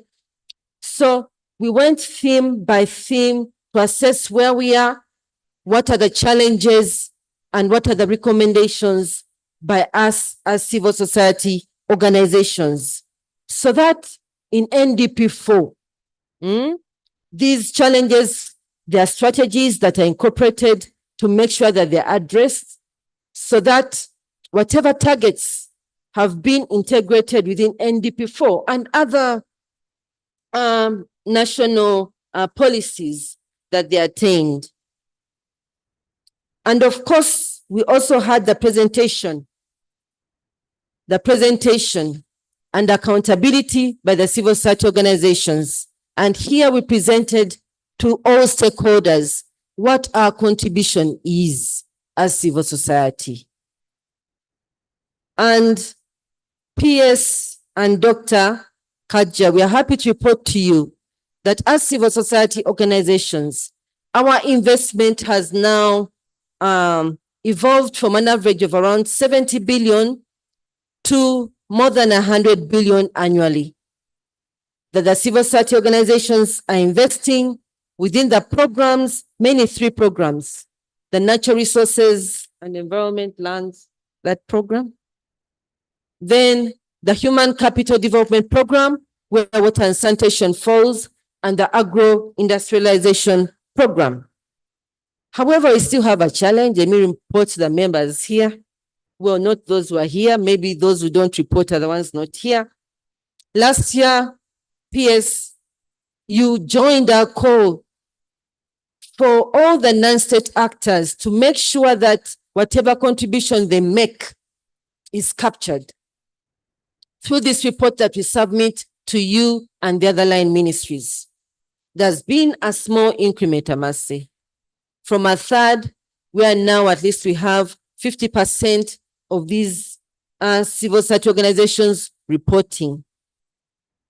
There are initiatives that have been put in place by, of course, our board, making sure that we as a secretariat, we mobilize our members more for them to appreciate why these reports are called for, because still many of them don't fulfill this. They don't work closely with the district local governments. So one of our calls to government and to the development partners is to work with us to make sure that we strengthen the coordination mechanism. There's so much investment being done by the different players, not only civil society organizations, but also other players. Like we shared in our report, we're able to capture a certain fraction of even the private sector that include us, banking institutions, who also, out of three records that we got from three of them, that we just had a total investment of around, was it 40 billion? You know, so all this investment needs to be captured through the district local governments, through us as the coordination networks, so that we can ably target that woman, that girl child, that boy, that old person in whatever corner of the country, so they can be targeted with water, sanitation, and environment. We do appreciate the strides made by government and also us as stakeholders to ensure that every Ugandan has access to clean water and sanitation. And I must say, and for the rest of for everyone here to know, that actually in the morning I briefly stepped out and there was a group, like you saw, there's a delegate, a number of our members and government officials who stepped out early in the morning, because we are all coming together to make sure that we advocate, we advocate to the right ears, the need of our sector to be prioritized. So that cause, we are still part of it and we still commit to contribute to it, where even the chairperson of the board, Madam Jane Mulumba, joined by other country directors and officials from different line ministries, are currently meeting the speaker, who should hear our call. And members, I must let you know that some of the outcomes of this forum the voice has already been incorporated in our calls that we are submitting to the speaker and eventually to the president next week, as we hold a dialogue with him on Friday. And we also appreciate as civil society organizations for the room given to us to operate as we fulfill our mandates in different corners of the country. Many times we are called upon. UWASNET is representing you, our members, in the topmost decision-making forums of this country. So entrust that your voice is being heard, and it's from such forums that we generate what are the issues that you feel are pertinent to be raised at different levels. And we do appreciate that government calls on us to do that. And more so, back to the focus of this year's forum, which is NDP4, we appreciate that we engaged. We called on you to generate the issues that need to be incorporated and prioritized in NDP4. And government gave us the space. They came, we called them, invited them, they listened. And we're happy to note at least around 4 key things have been incorporated. These include prioritization of budgeting for institutional wash. And here we mean wash in schools, wash in healthcare centers, incorporating financing and indicators, monitoring indicators for menstrual hygiene management, prioritization of coordination, multi-sectoral coordination, where we're happy to note that currently there's a steering committee that's coordinating the different key stakeholders amongst the line ministries. And also from the discussions that we had last year between then and now, there's been a big stride where we are currently jointly with the Minister of Water and Environment embarking on addressing the issue of real-time the ability to have real-time data, where we welcome the ministry with the support of the World Bank when they launched the Waste Miss database. And the same initiative is within the Ministry of Health. But we as a civil society, we initially advocated for data reconciliation, where we called for the definition, alignment of definition across the different sectors, different players, including us, the CSOs, as we report, as we do the programming of our work. And that work is ongoing. So we appreciate that all that is incorporated within the priorities of NDP4 as per our line ministries. We commit as civil society organizations as outcome of this meeting, in summary, to adhere to coordination at district local governments. Members, hope you're with me there. And also the national mechanisms that in place that exist, that is the civil society networks. Support operationalization of the operation and maintenance framework. Those very good discussions here where our members showcase already what they're doing, and there was a call for many to join. Support the scale up of attainment of real-time data. Since we are interested as civil society, one of our anthems is leaving no one behind. And if we are to do that, we need to support to make sure that there's real-time data and structures to support this data to be utilized and updated. Embrace governance and accountability and involvement in budget processes at different levels by communities and civil society, where we showcased, for instance, we are happy to note that Dr. Hadja, the Austria Development Agency, is supporting UNSET and different civil society organizations to embark on this. But also a number of members, including CD, shared the different work that they're doing, because we, by embracing this and engaging in the different budget processes at district, local government, and national, here our impact is wider than, and here we are also aiming at more of outcome. We are aiming at if that water source is there in the village, okay, we shouldn't stop at that. Can we measure if it's in the village? Is the water quality good?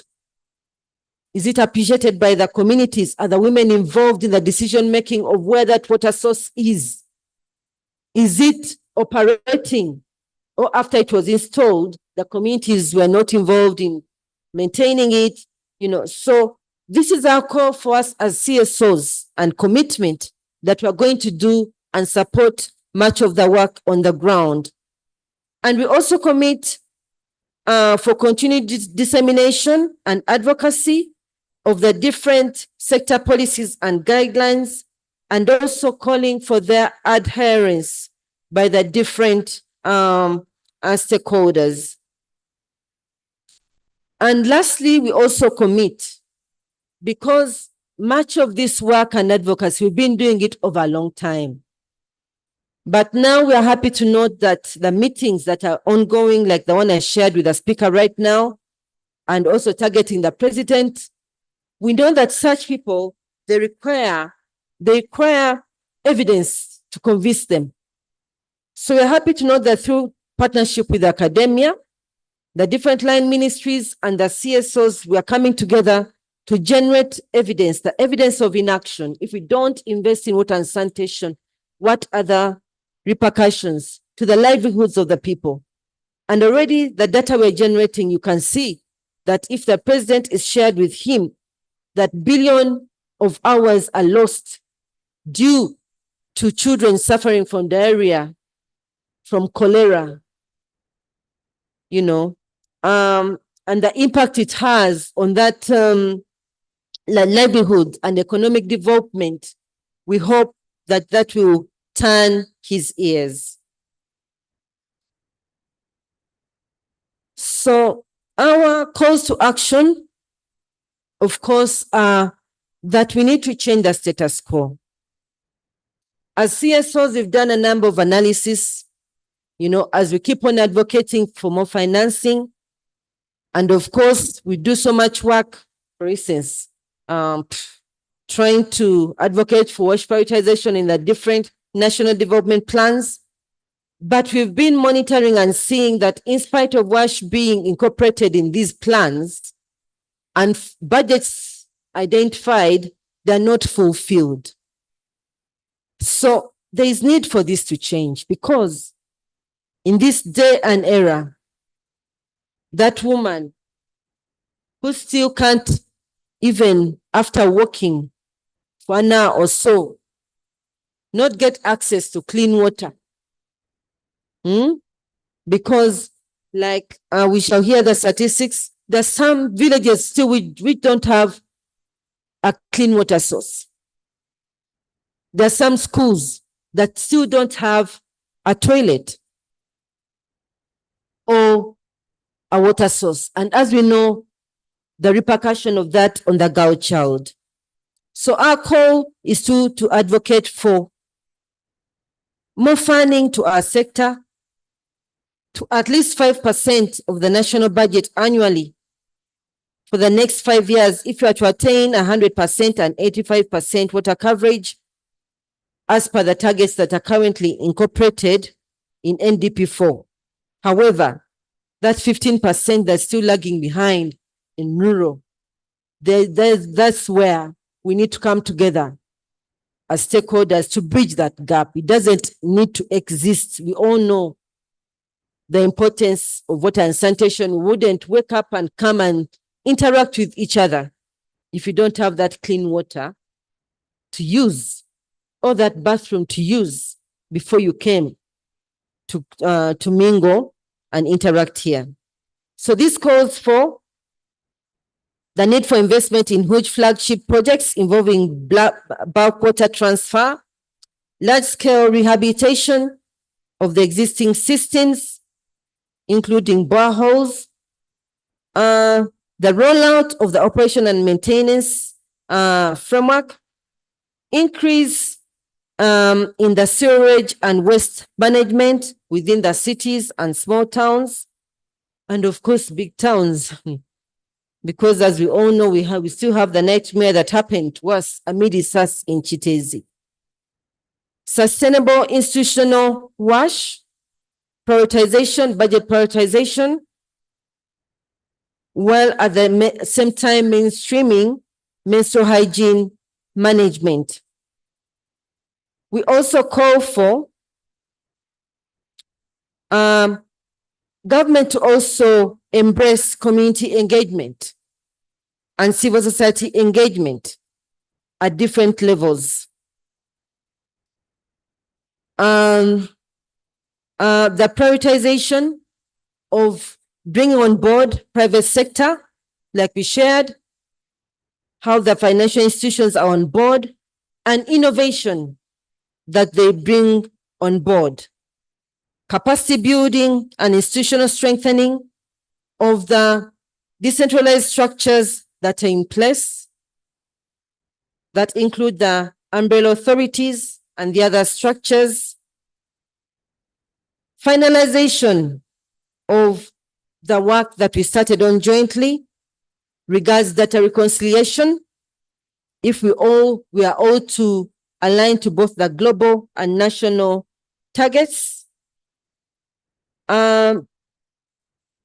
Decentralization, I know Commission already told us that the waste mix is decentralized, but ensuring that there are adequate structures to make sure that these databases are actually functional and they're updated. And also the importance of strengthening the coordination. I know the steering committee is there, the national steering committee between the different line ministries. But here we also need to add on nutrition and energy, because they are quite key and we contribute to their targets. So Ladies and gentlemen, as I conclude, I still want to appreciate everyone who contributed to the discussions for the last 2.5 days. And the fact that you're still here, it shows that you're committed to the issues that you deliberated on, you know, and the cause that you have. I also want to appreciate our different development partners who stand by us, especially USNet, to fulfill objectives and mandates like this of coordinating your voice at different levels. And these include the Danish People's Aid, Austria Development Agency, GIZ, under the CAST program, CAST program, and CAST, who are supporting us in capacity building, different stakeholders, including government and civil society in different parts of the country. And also each and every member of you who contributed to the success of this forum. Thank you so much. We do appreciate your contribution.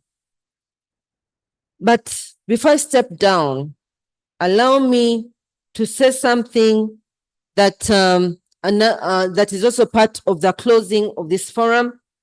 And I think we've been silent about it. It is quite key and dear to us as civil society. And that is the next agenda item that will be, that we are merging with a closing, which is the launching of the WASH Awards. As civil society, we thought that it's critical we started recognizing the good performers, the contributors, the supporters of our programs. So looking forward, I know my colleagues are going to come next to talk more about these awards, but looking forward and hoping that everyone, you're going to merge hands for us to make sure that we ably recognize the good work that you're doing, the innovations that you're doing, whatever contribution, whether it's research or good technology, new technology, or impact, and not only amongst the civil society, but the academia, private sector, and also government. And we're hoping that that will help to boost and propel what everyone puts on the table. And this is aimed at bridging that gap, that 15% that is still not incorporated within our NDP4. Let's put our heads together to make sure that that woman, that disabled man, that girl, that boy are not left behind by 2030. Thank you so much. I submit. Let's give her a mighty round of applause. She has captured all our thoughts and discussions and ideas over the past 3 days. We appreciate that. As we go into the next session, I'd like to welcome you all to participate in a poll that's meant to do the evaluation of our 3 days here. So IT and Banner, M&E, please display the poll questions. Members, pull out your phone, please. It's going to take a very short time.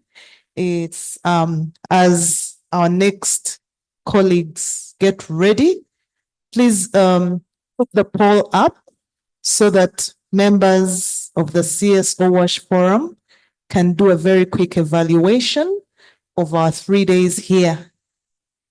And our next session is going to be about the WASH Awards, the launch of the WASH Awards.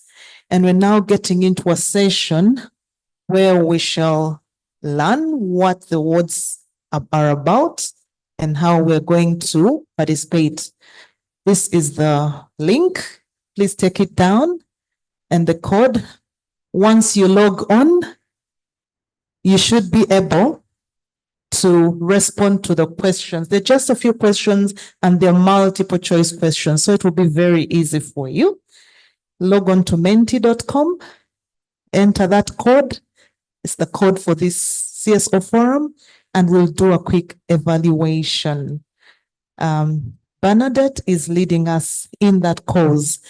For the WASH Awards, we're going to be moderated by Mr. Robert Otim. He also needs no introduction in this sector. He's been in this sector for a very long time. He's one of the most passionate practitioners that I know in this sector, especially passionate about hand washing. I used to call him a self-appointed hand washing ambassador, but now I call him an eminent, accomplished, and internationally recognized hand washing ambassador. Mr. Otim is going to be our moderator for that session. And you may also know that he was the National Director, Habitat for Humanity, and Habitat for Humanity is a member of the board, UASNet. Welcome with me, Mr. Otim, and please participate in that poll very quickly as we transition into the next session. Bana, is it working? Is it working, everybody? Let's get on with it. Thank you very much. Robert is coming up stage, and yeah, he will lead us in the next session. Again, thank you all for your active participation and for your patience and for your great contributions to this cause. Robert, are you ready? Thank you. Thank you for those beautiful compliments.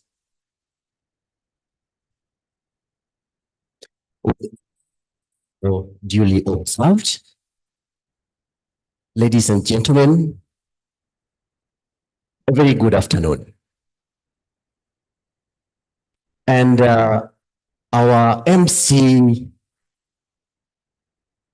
in her previous remark noted that these 3 days are full of, there were 3 words: rich, intense, and packed.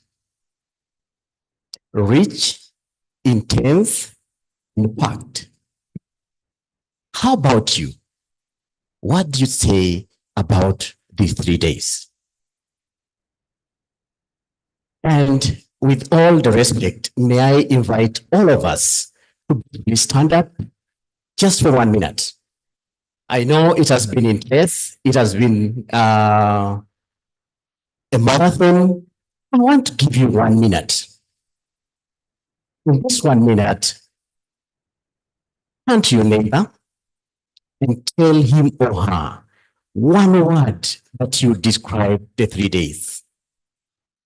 1 word that you would describe the 3 days.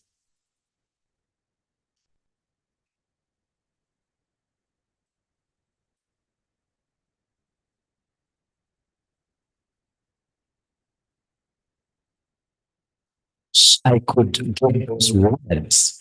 They would form part of a very good conclusion for the 3 days.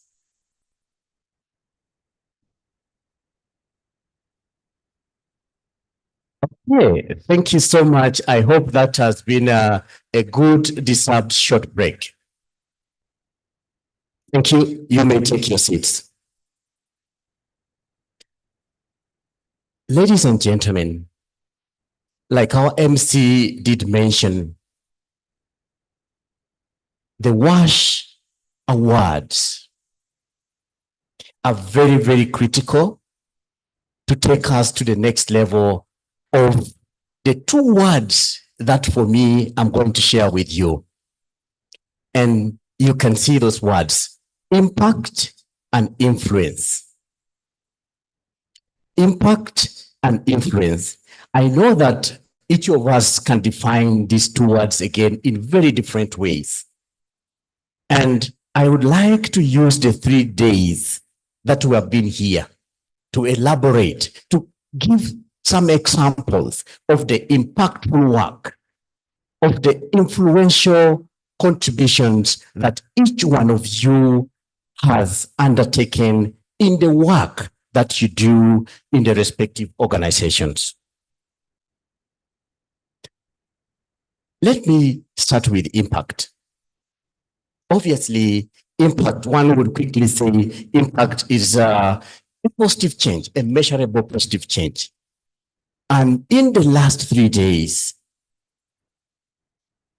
I read the program, but I also heard when I participated today, Water for People did share about system strengthening, highlighting the impact that is emerging by bringing our systems up and running to be able to deliver water, sanitation to the people who need most. Financial inclusion. I remember Amref Hajra spoke about the need for integrating financial inclusion in our work, in O&M. And we also heard from Water Trust, Fiona. And both speakers called for a mindset change. We need to believe that our communities are capable and can contribute to this impact if they can integrate financial inclusion.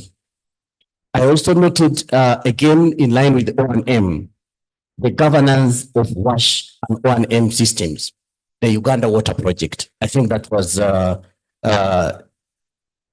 yes, including WAVE, that they have been able to provide solutions that have increased functionality by 90%. That is impact to the communities that we serve. Institutional investment, IRC. They did share about how we can leverage on partnerships to be able to scale impact. And many more of some of the examples that you've shared for the last 3 days. I just wanted to cite a few. Now, moving on to influence, which is a great piece for the WASH Awards.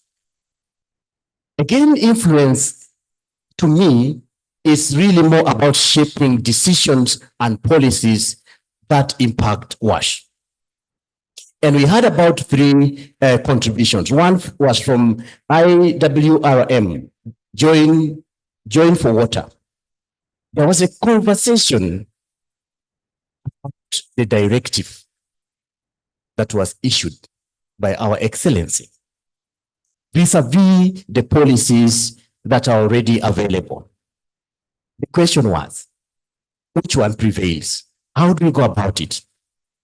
That is about policy and influence. Then we also had another conversation on budget influence. There was a call to action that if we need to see a shift in budget contributions, as CSOs, we need to actively participate in these conversations. Then last but not least, MHM. 10% budget allocation is what is coming out from these 3 days. So these are very important conversations, influence conversations, impact conversations that UWASNet is committed to recognize, to appreciate, to award. And that is the basis of why we are here today. UWASNet, through these awards, has come out to recognize all actors. And can we join the Secretariat of UWASNet in rallying these awards in the country? And dive us deeper into the WASH Awards. May I request Martin, our technical lead at the UWASNet Secretariat, come and share with us a high-level concept about the WASH Awards, including the roadmap. We will hear how we are going to participate. We'll get to know how the process is going to be governed, We also get to know when the awards will actually be launched for nominations. So Martin, please come and take over the microphone. Thank you so much.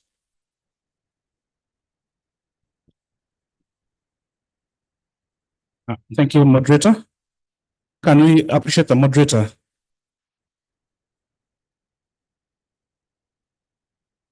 Well, thank you so much once again, and allow me to stand on the same protocol as was established earlier, as I share with you this roadmap and the general concept of the awards and how we're going to move. If you're excited like me, can I share a yes from you? Come on. Can I hear yes? Good. Got out to see good day. So friends, yes, for very prudent, looking at the years that we have to Agenda 2030, that's the SDGs. And of course, looking at the impact and the contribution that we're all making towards the WASH agenda in the country. And we therefore thought that it would be prudent for us to really recognize all players within this sector without leaving no one behind. And we are hoping that we shall have the private sector, not only us as CSOs involved, but the private sector. We want to have academia, we want to have researchers, and we want to have media as well. And we shall be recognizing all that as I'm going to share with you.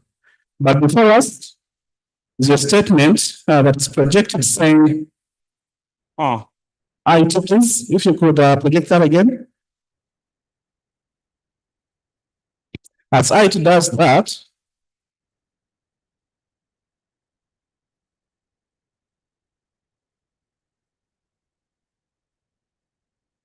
well, looking at that statement, inspiring better collaboration, elevating best practices, and accelerating progress towards achieving sustainable outcomes nationwide. And that is the driver. That's what drives us. We want to look at the entire nation. We want to be able to create change across Uganda.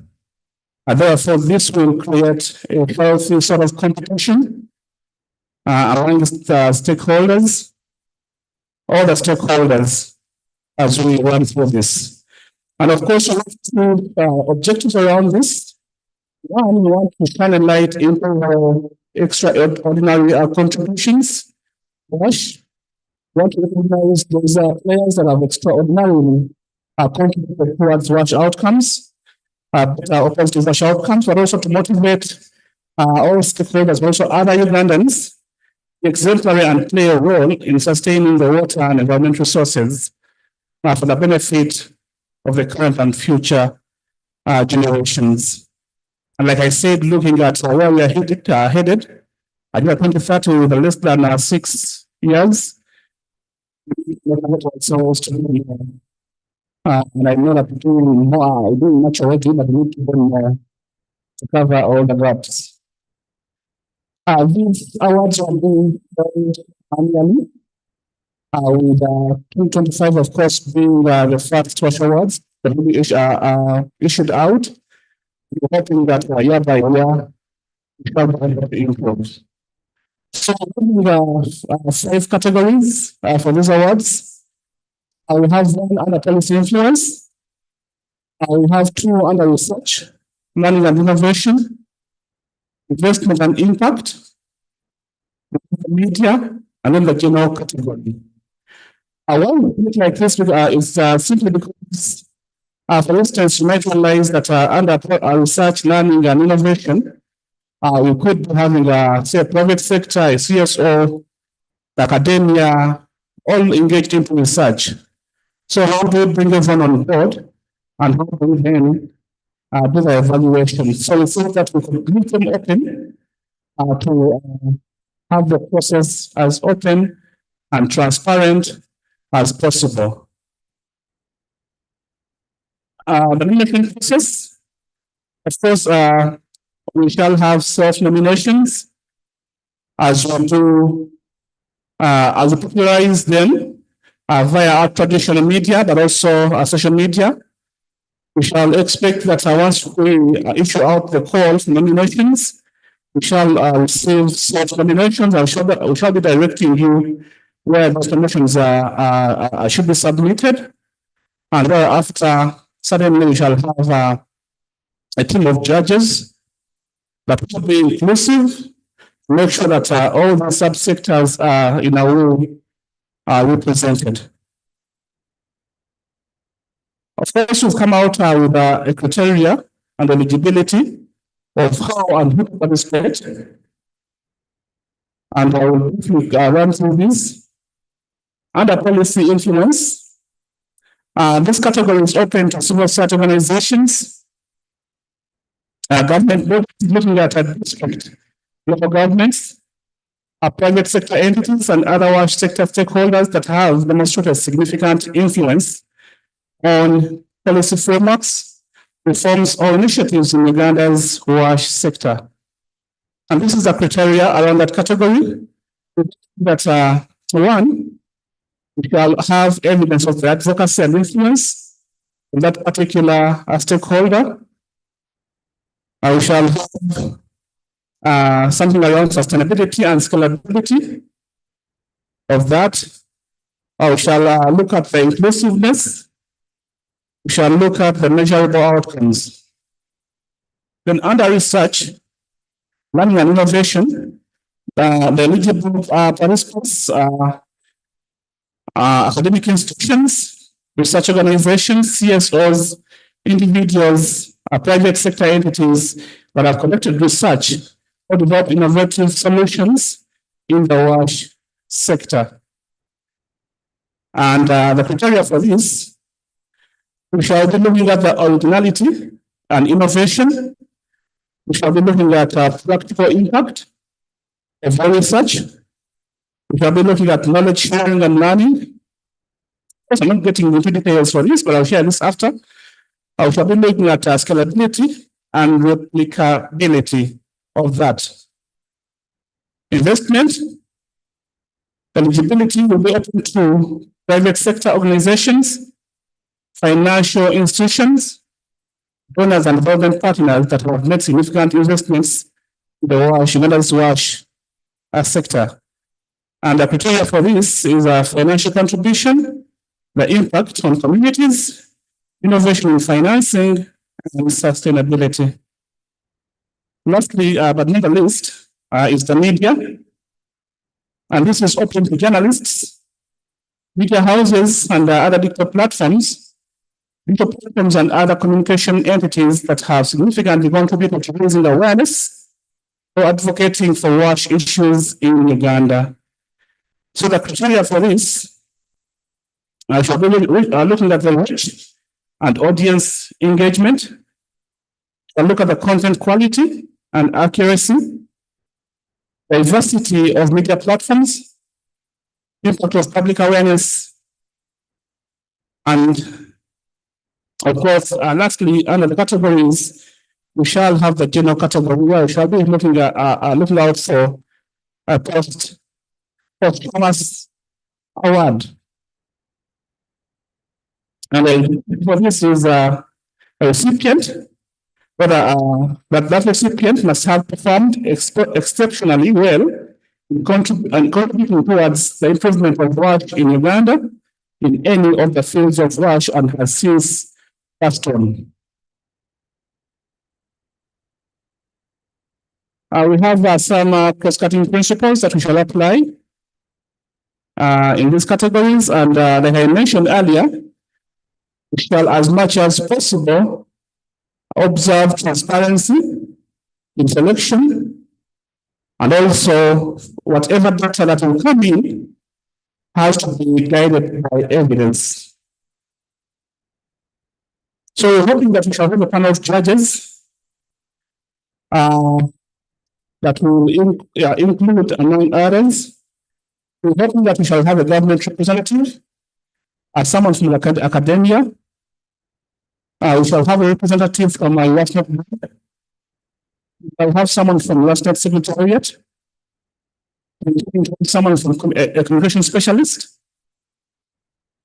We intend to have a managing director from any media house and a representative from private sector. We do this because we want to be as inclusive as we can, so that at the time of making the judgment, we don't have issues around bias and favor around the awarding process. So, ladies and gentlemen, that is really it with the concept, and this is how we intend to move around this. I don't know if I share the roadmap now. Thank you. I think, thank you very much. We are trying to manage the time that is left. We believe that we are going to share this in our platforms, the USNet website. And again, can we give an applause to Martin for that brief? We had intended to actually take on some questions and clarifications, but because of the time that we have now, I would like to invite our ED to invite the next designate to officially launch these awards. So thank you so much, ED. Thank you, Robert. Members, I know I've only been requested to have the honor of inviting our permanent secretary. Please, Mr. Okidi, come and join us to brace and give, what do you give? To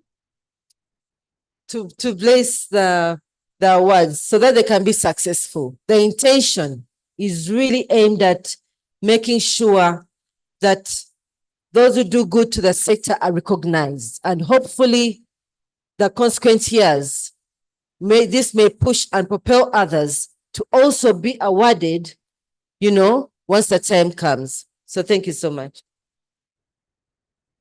Thank you, ED, and thank you for this innovation. Thank you to the members and the team that thought about it. I would only request one thing. In this sector, include for me a category for innovation amongst the youth. I have seen them in the school WASH program. They have amazing things to show. So if you could accommodate that, I would really appreciate it. With this, I would like to declare it launched.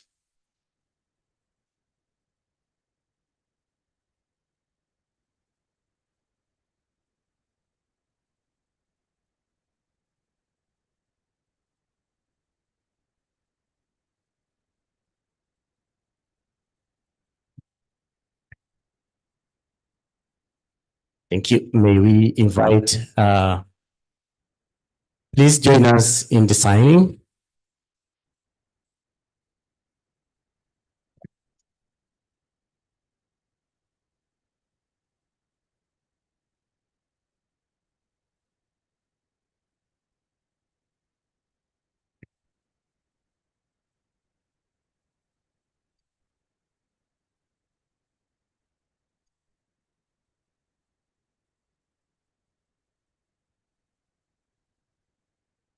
A clap would be very good to conclude this moment. And we'll take note that all of us will be signing this. And next, the board of USNet, please do join in the signing ceremony. And with that, MC.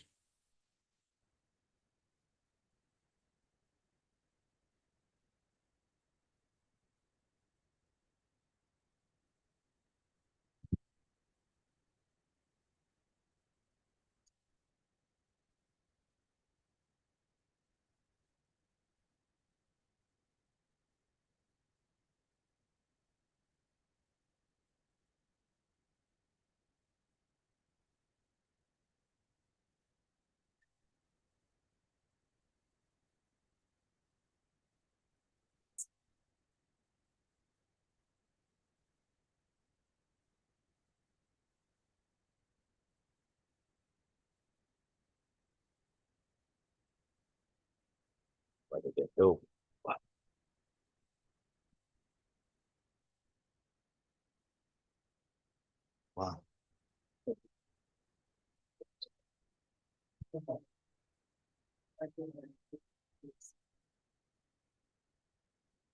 Okay, Dr. Muna and other development partners who are with us, please, you are kindly requested to come and participate in this ceremony. Yes.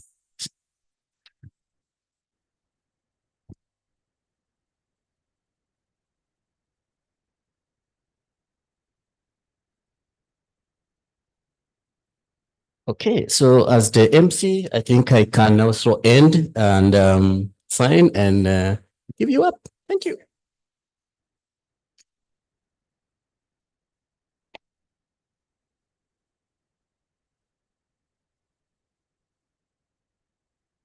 Okay, such an expression of goodwill and the future of where WASH sector is going with this. I'm sure this is going to take us a long way. Thank you, Robert, for performing that function. Right beside me, the ED, and we're now going into the very last session. And those are the closing remarks. I'll invite ED to invite the guests that are going to speak to us. And after that, we shall get into lunch and conclude the forum. ED. Thank you, Lydia. Ladies and gentlemen, allow me to invite Dr. Kaja. Doctor is quite a passionate, someone who is so passionate about our sector. And Your State in particular, she's really keen in ensuring that justice and human rights are fulfilled and enshrined in whatever we do, in the programs that we do as a country, but more so within our sector. So, Doctor, you're welcome.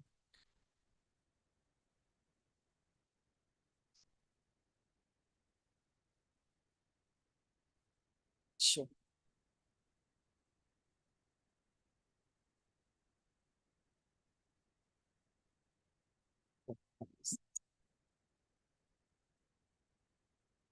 Thank you. The Permanent Secretary of the Ministry of Water and Environment, Mr. Alfred Okoto-Kidi. The ED of UASNET, Ms. Yunia Musasi, all representatives from the Ministry of Water and Environment, all the government representatives, representatives of the UN, representatives of the private sector, civil society organizations, including the visitors from Kenya, ladies and gentlemen. It is a great honor and pleasure for me to make these remarks at the closing of the 14th WASH Forum of the Civil Society Organizations. I would like to start by thanking the Uganda Water and Sanitation Network, UASNET, and of course, especially the ED, Ms. Yunia Musasi, for organizing this event.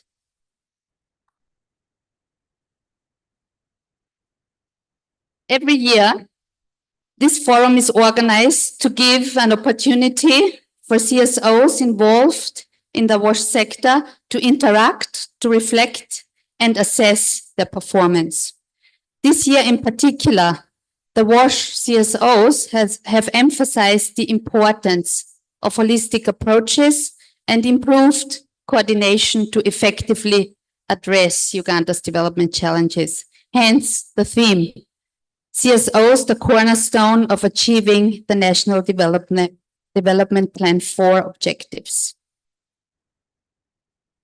Ladies and gentlemen, the National Development Plan has positioned WASH as one of the key sectors to lead the human capital development in the country. By nature, water, sanitation, and hygiene contributes directly, or one could also say strengthens, the human being, empowering her or him to carry out their economic role.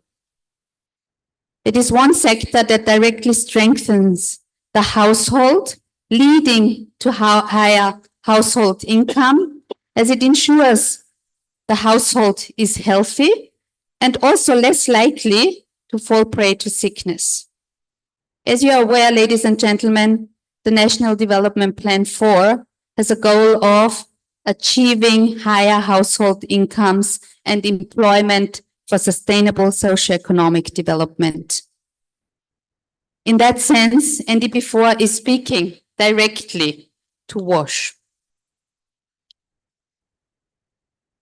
In this workshop, the ministry presented a WASH performance scorecard revealing that 67% of persons in rural areas now have access to safe water supply and 73% for those in urban areas. This performance is commendable, and I would like to take this opportunity to congratulate the government of Uganda and in particular the Ministry of Water and Environment for this achievement. However, despite the achievements made, there's still quite a bit of work to do for the 2030 SDG 6 target of 100% to be achieved. 2030 is just 6 years away, and NDP4 comes to an end in the same year, 2030. In other words, NDP4 is our only remaining shot at achieving SDG 6. Ladies and gentlemen, the implementation structure of WASH in the country places civil society organizations in a unique position to achieve this target. CSOs interact with both the national level, that is the government institutions, the development partners, and also with the people on the ground, with the community. No organization or no set of organizations has a better understanding of communities than civil society organizations. And government relies heavily on civil society to get feedback on their programs, and the community relies heavily on them to be able to relay their issues directly to the national level. This is a unique position that should not be taken lightly. Supporting both the upstream end of the structure, that is policy, advocacy, and accounting for impact of existing policies, and the downstream, that is resourcing for funds to provide WASH interventions across affected communities. In other words, CSOs bridge the gap between the government and the end user, the community. What I see, and I've said this before, I see many CSOs doing so much valuable work and having so much data on what is happening on the ground and the challenges on the ground. But very often, all this information is not fed back to the decision makers. So I really want to advocate here for the NGOs, for the CSOs to really play this vital role, you know, in accountability, but also to assist the government of Uganda to achieve their objectives in improving public services for the whole population. The Austrian Ministry of Foreign Affairs, in cooperation with the various line ministries and organizations in Austria, promotes environmental protection and climate change adaptation, as well as mitigation strategies at the global level. The Austrian Development Cooperation mirrors these goals in our activities in Uganda under the WASH portfolio, one of our focus areas under which we also support WASNet, and they remain at the heart of Austria's focus areas.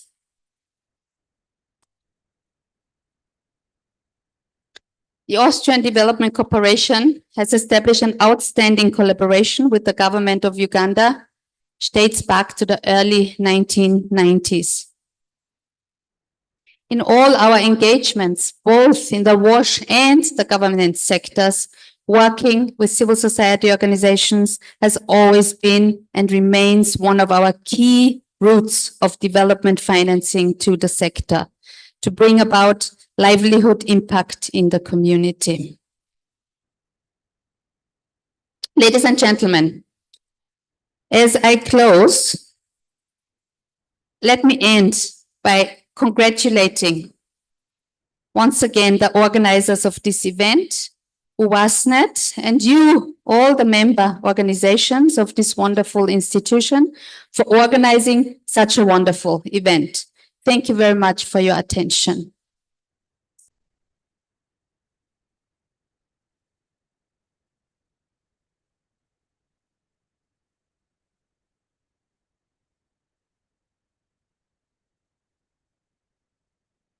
Thank you so much, Doctor. Members, we need to give another hand of applause. Like you've heard, she believes in us. She's still calling on us to make sure that we bridge that gap. We are here as the representatives of those people we are meant to serve. They may not be in this room, but we are here. We've been here since Wednesday, engaging with different policymakers on their behalf. So let's continue doing that. Thank you, Doctor, for emphasizing that. Members, allow me once again to invite our Permanent Secretary from the Ministry of Water and Environment, Mr. Alfred Okidi, who we want to thank that he also always prioritizes. Today, he didn't even wait for the call, Unia. PS, please. No, he called and said, Unia, I'm coming, and he's here. Thank you, members. So let's all come in.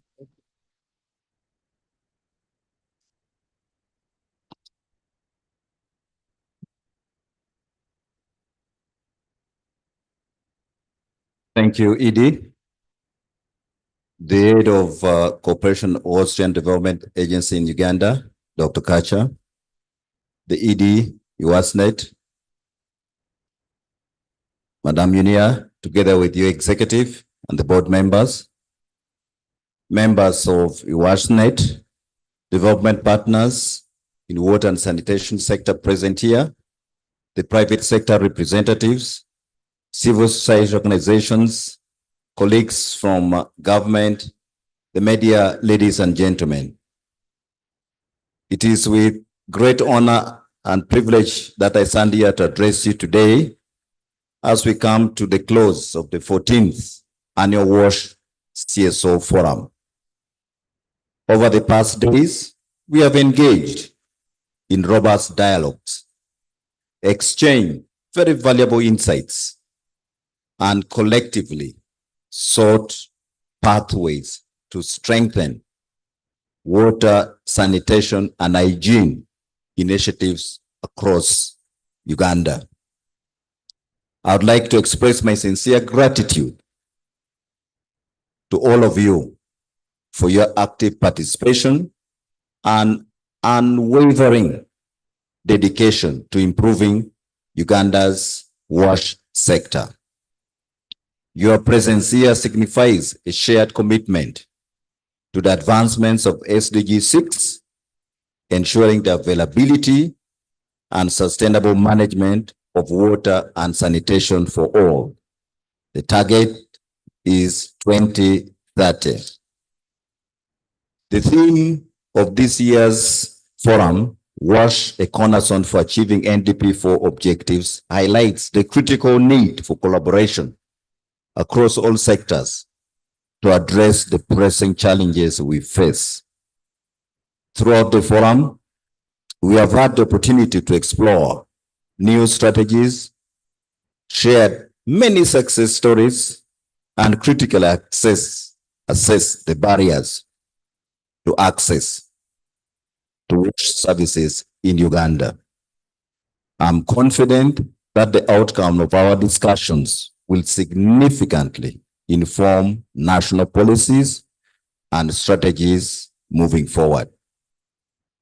The forum has provided a platform, as always, to rethink our approaches.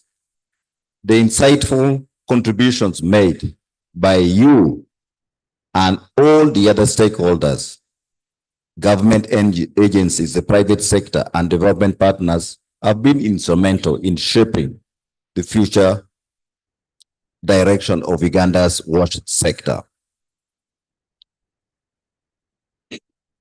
As we are all aware, Uganda continues to face pressures on its water and sanitation resources due to rapid urbanization, climate change, and increased demand from the population. These challenges require immediate and coordinated action.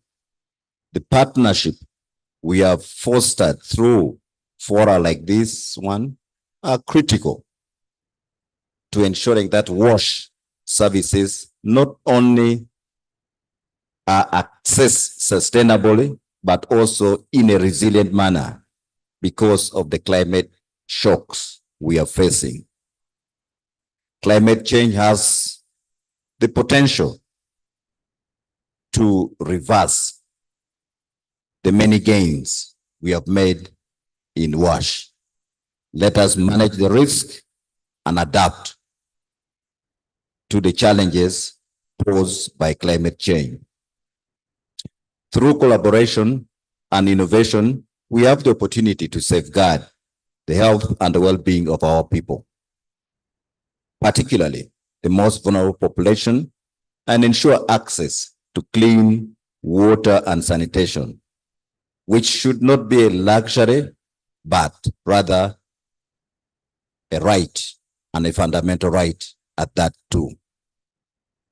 From the Ministry of Water and Environment, as you've heard, rural area actually declined because we are at 68, 69% almost. We came to 67. And this is largely because of two factors: stagnation of the resources, but also the growing population. The number of people we are able to serve with the resources we have compared to the number of people who are being born every year, the number of people being born every year are more. Hence, the challenges we are facing, and therefore there is need to attract more funding into WASH to reverse this decline. Government's focus is now on unserved areas, and we are also going to focus WASH for institutions, especially education and health institutions. And I would also like to really call upon WASNet members that let us all direct our resources to these areas that are going to ensure that the population is served 100% by 2030. Therefore, let us dedicate the resources to meet the unserved areas. I'm particularly pleased to stand before you today as we prepare to launch, or we have already launched, the WASH Awards. These awards symbolize the recognition of excellence, innovation, and impact of WASH sector in Uganda. And it is also an opportunity for us to showcase what we are doing to help the services reach Ugandans. It is through such initiatives that we celebrate the tremendous efforts and achievements that your various organizations have made, and also individuals who have sacrificed their time and gone beyond delivering the normal services of WASH. The awards aims to inspire even greater achievements and to foster a spirit of healthy competition and continuous improvement across the sector. The categories for the award, ranging from policy influence, research, innovation, media advocacy, demonstrate the diversity of contributions that are essential to success of Uganda's WASH agenda. I encourage all sectors players to view these awards not only as a mark of recognition, but also as a call to action and scale up your efforts. As I mentioned, the biggest constituency, the youth should be considered, especially those involved with WASH in our educational institutions. As we close this year's forum, I want to reaffirm the Ministry of Water and Environment's commitment to continuing our collaborative efforts with all the stakeholders. The journey towards achieving universal access to water, sanitation, and hygiene services is long, but with sustained partnership, political will, and adequate resources allocation, I'm confident we will succeed. We must remain focused on the key policy recommendations that have emerged from this forum. These priorities will guide our efforts in the months and the years ahead. I would urge, in addition, let us not lose sight of accountability, and let us focus on that. And I encourage WASNET members and civil society organizations to get involved in accountability. Every coin used wisely provides more access. That is one way of getting more money directly into the sector. The reporting of slightly above 53% is an improvement, but is not enough. I'm also happy to note that we are now started using the Water and Environment Information System ways.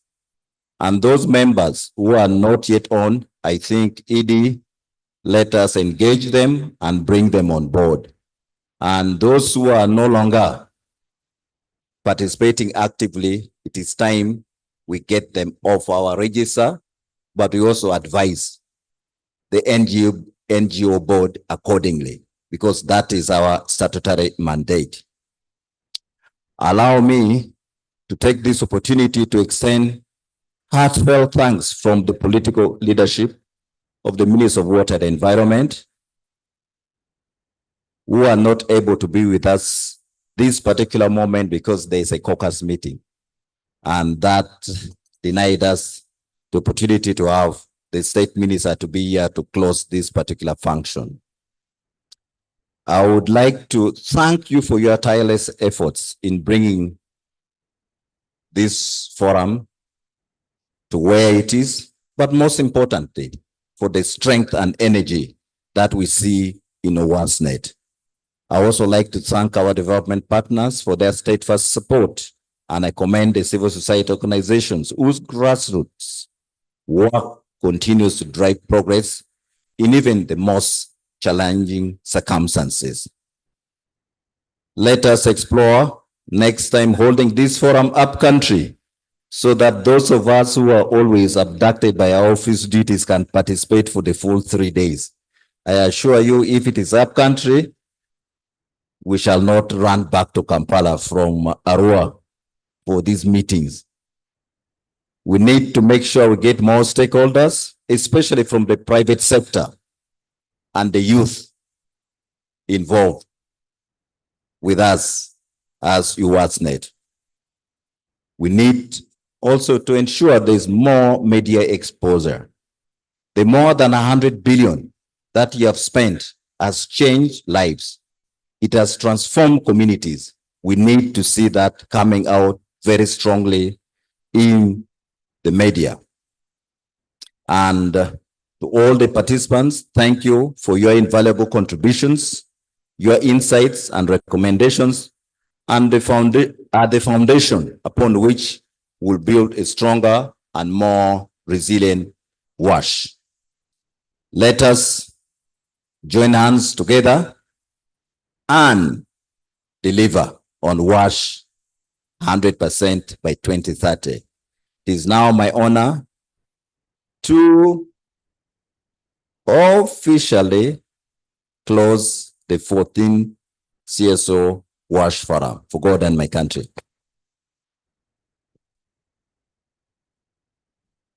Thank you. Yes.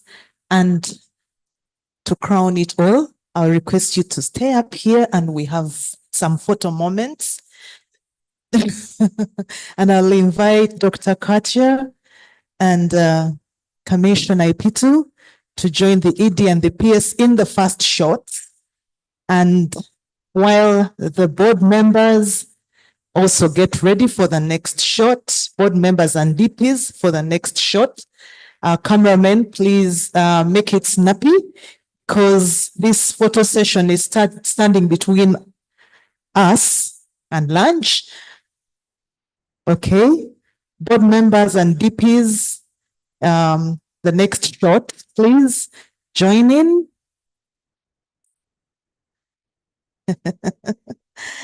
Board chair, it's good to have you. At least you're in time for the photo session. Thank you so much for representing us in that meeting with the speaker. We're looking forward to the fruit. Welcome back, Chair. All right. Snap away, cameramen. Please, all those who want to update your socials, you can also use your phones. These days we update by the second. All right. USNet staff, you have put this together. Thank you so much. Will you please join in this photo op? Join the PS, join Dr. Katia, join the board chair, the commission, and the ED in a quick photo session. Let's make it snappy. In the meantime, if you've not yet got your visa to the lunch table, make sure you get it. Yes, this is the team. This is the team that has put things together. We are proud of you. We are grateful. And we're looking forward to many more. And associates. USNet staff and associates like Martin. Great. Thank you so much. Members, don't leave. We have guests from Kenya. Our guests from Kenya, please participate in the photo session as we keep records. When 20 years from today, we shall be telling people, yes, please, I'm sorry, the PS and Dr. Kacha must be part of every session, of every photo. Thank you so much. And our guests from the States, thank you so much for blessing this event with your presence. Thank you for the time and the money you put in to come to Kampala. And in the spirit of leaving no one behind, in the spirit of leaving no one behind, I'd like to invite everybody who would like to be part of this. Martha, please. In the spirit of leaving no one behind, if you wish to be part of this historic moment, please make your way to the podium. And yes, let's have a record of this. Make history, make history. This is what history is made of. We shall be having these photos hanging in the wall of fame, the USNet wall of fame. These will be the wall hangings. Please don't miss out. If you must squat here, please do. Pause, feel free, and let's have it taken. I thank you all. You have been a wonderful audience. Thank you so much. Please go behind. Hey, there are stairs. In. Thank you everybody for being part of this CSO forum. It was great. It was intense, but it was very enriching. Thank you. Our lunch coupons, Joseph has the lunch coupons. Your lunch coupon is your visa to the lunch table. Please pick it and do not leave without having lunch. Don't leave without having lunch.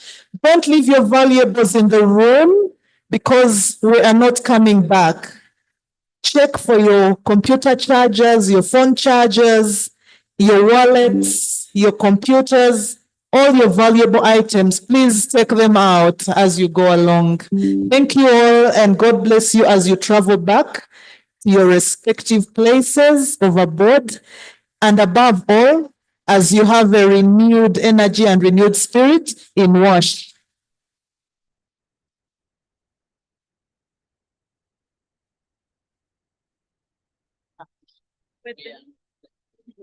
Oh, yeah, thank you.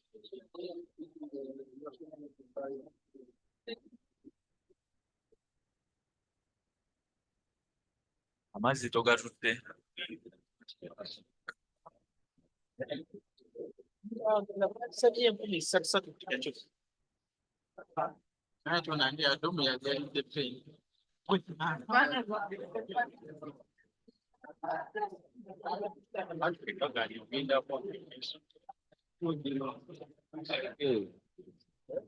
you.